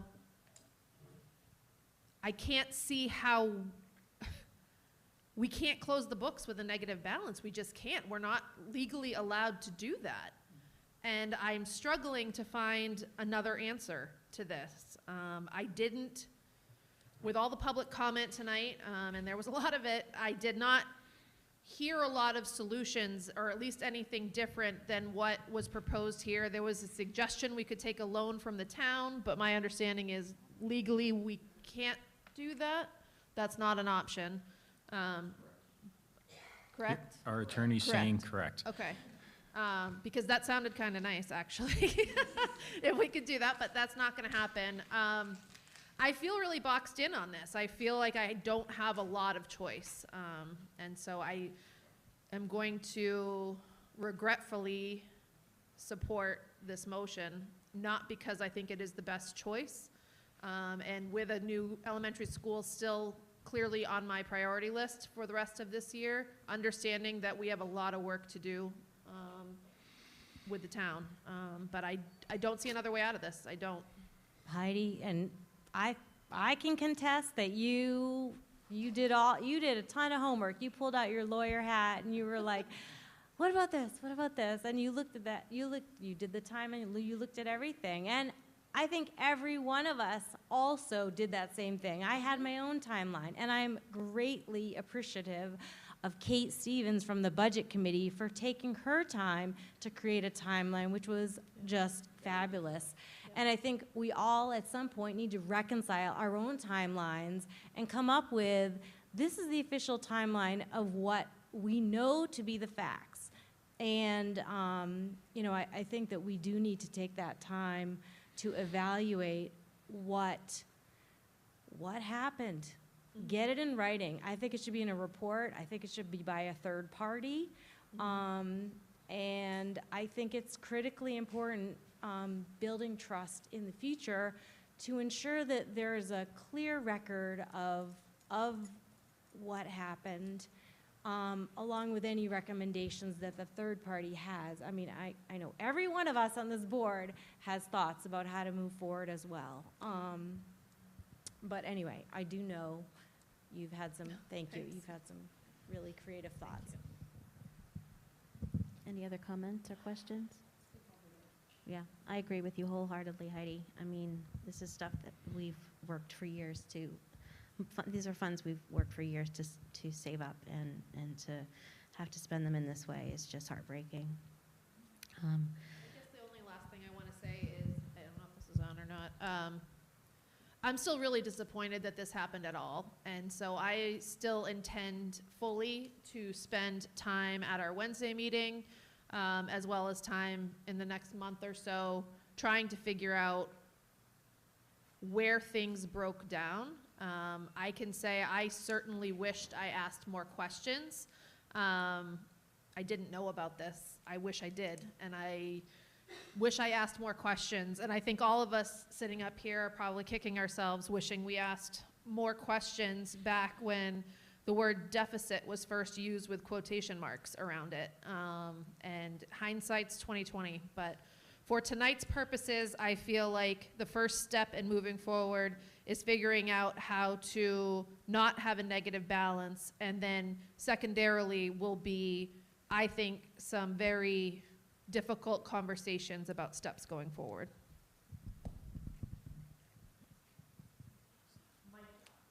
Any other questions or comments?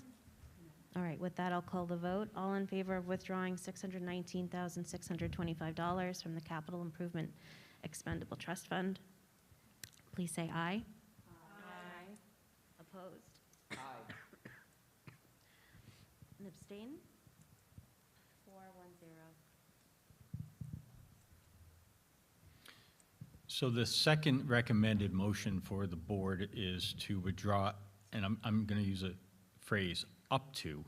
And the reason I'm using up to is because you can see in green, we got information today that we are able to use $104,608 from the municipal lease to pay a North Branch invoice that was used for the project, okay? So that we know can be reduced. However, the problem is that that actually just kicks it into the next year. So you're just using the lease earlier, and depending on how the project management goes, we may need to access more of those funds. So I'm asking for a motion that has a motion to withdraw up to $358,900 from the Capital Reserve Fund established in 2005. That way, we will take the right amount out based on exactly where the numbers fall, and then the board, we'll keep the board informed if we have to use additional funding for that. But this is going to leave, this will leave $105,109 in that reserve fund if we take out what we believe is the right amount at this time. So we're not depleting it. We are leaving some money in there. But the 358, up to the 358,900 will allow us to make sure that we get this year closed out.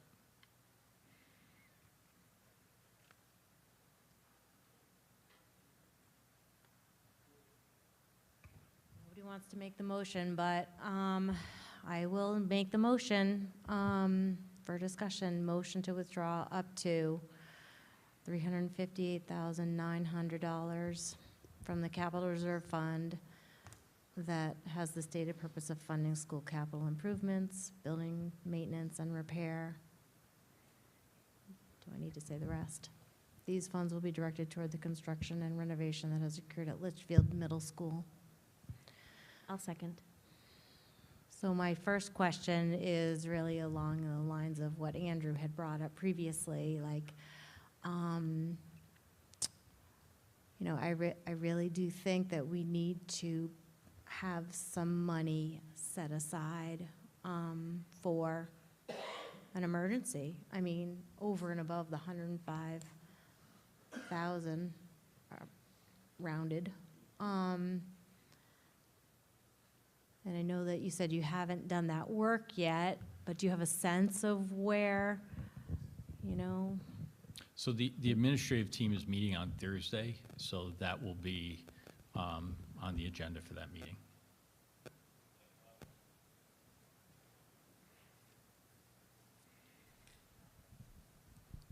I can't support bringing this fund down that low. We've had issues come up in the last couple of years where I don't know that we've had to touch the fund because we've had additional funds with COVID and whatnot, but I can't in good conscience bring this fund down to what I think would be a $501 balance if, for whatever reason, that 104 didn't come through. What kind of guarantee do we have? I know we have verbal confirmation. I mean, what's left to figure out on that? So they have told us that they will allow that is an expense we can make. Am I correct on that, Doug? That is correct, yep. And so that's going to leave the $105,109 Okay. in the rainy day fund. Yeah. So But- should we but, amend that Heidi, motion? well, you can certainly do that. That's the will of the board. But for clarity, the reason I'm asking for the up to is that that's North Branch money that then is, being paid toward this situation and isn't available to finish the project. So, if we don't identify how to finish paying for it, I guess we'll have to come back to the board to say, here's additional revenue that we need to identify to get that done. So that's something that we would have to come back to you for. Okay, so just So- just throwing something out there. I mean, if we delayed the vote on this today, could you guys meet before the school board meeting on Wednesday to come up with some of those sources? I think for the sake of getting this closed out and so that we can start the DOE 25, I think we need to close this tonight. We need to leave here with marching orders of how we're going to do that. So if the concern is that leaves the $501 and that's not palatable, I think if we can do the math for you quickly and tell you what number is necessary. A withdrawal of $254,292. See, in the green, the math is already done. Doug did it for us. So if you want to amend that motion from $358,900 to $254,292, then we can get the book closed out because that will zero it out. If I understand it correctly, I want to make sure. Yeah, so the timeline on this goes back to Heidi's work. As she was kind of saying, what else can we do? This was one of those things that we could do. So I called up Bank of America on Friday. We played phone tag for a little bit. I talked with them today. They said, yes, that is an acceptable way to use those funds. You will get reimbursed. At that point, I felt like 100% certain, but what I did not want to do was have all this information out there before, and then people see a switch in it, too big of a switch, where if they looked at the overview, instead of seeing 978,000, they would have saw that drop down by 104. I didn't want that switch to happen without us having a chance to talk about it. So the only switch we made at that point was to turn this box green, knowing that we did have access to it. So I feel comfortable from my phone conversation that 254, 292 could be the motion. All right, so can I revise my motion to be $254,292 from the capital reserve fund? And I'll second that amendment.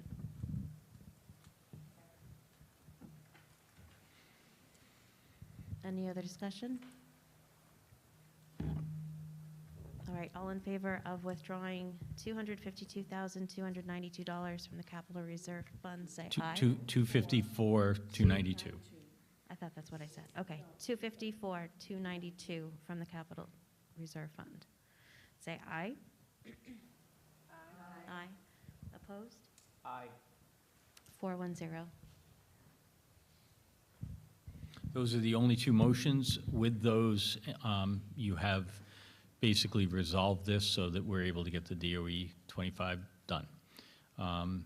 Just if I may, at the end of this, I want to thank the board for really a very difficult situation. I want to apologize for the fact that we're in this situation. I can only assure people that as soon as awareness was made about it, we've taken all the positive steps that we can to get this thing resolved. You can ask Doug yourself, but I feel that I've been nothing but supportive of identifying, drilling into it, and getting it righted. And so I hate all of this. I hate the fact that we're in this position.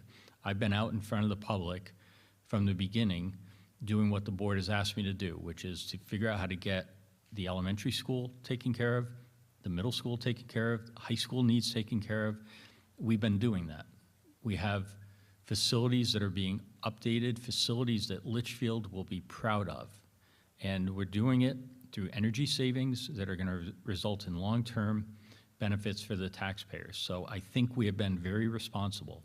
The fact that this oversight got us to this point, I can assure you I've lost as much sleep as anybody on it. And so I regret that we're in this position, but I do thank the board for working with us to get it resolved.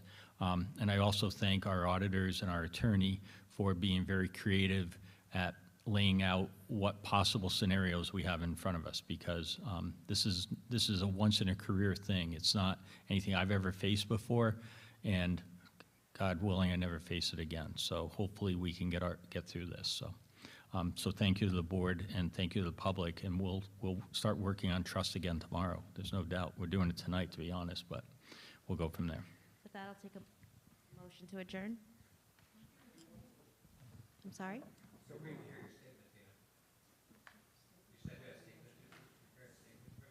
Wednesday. Thank you. Make a motion. Heidi, you made a motion to adjourn? I'll second that. All in favor of adjourning? Say aye.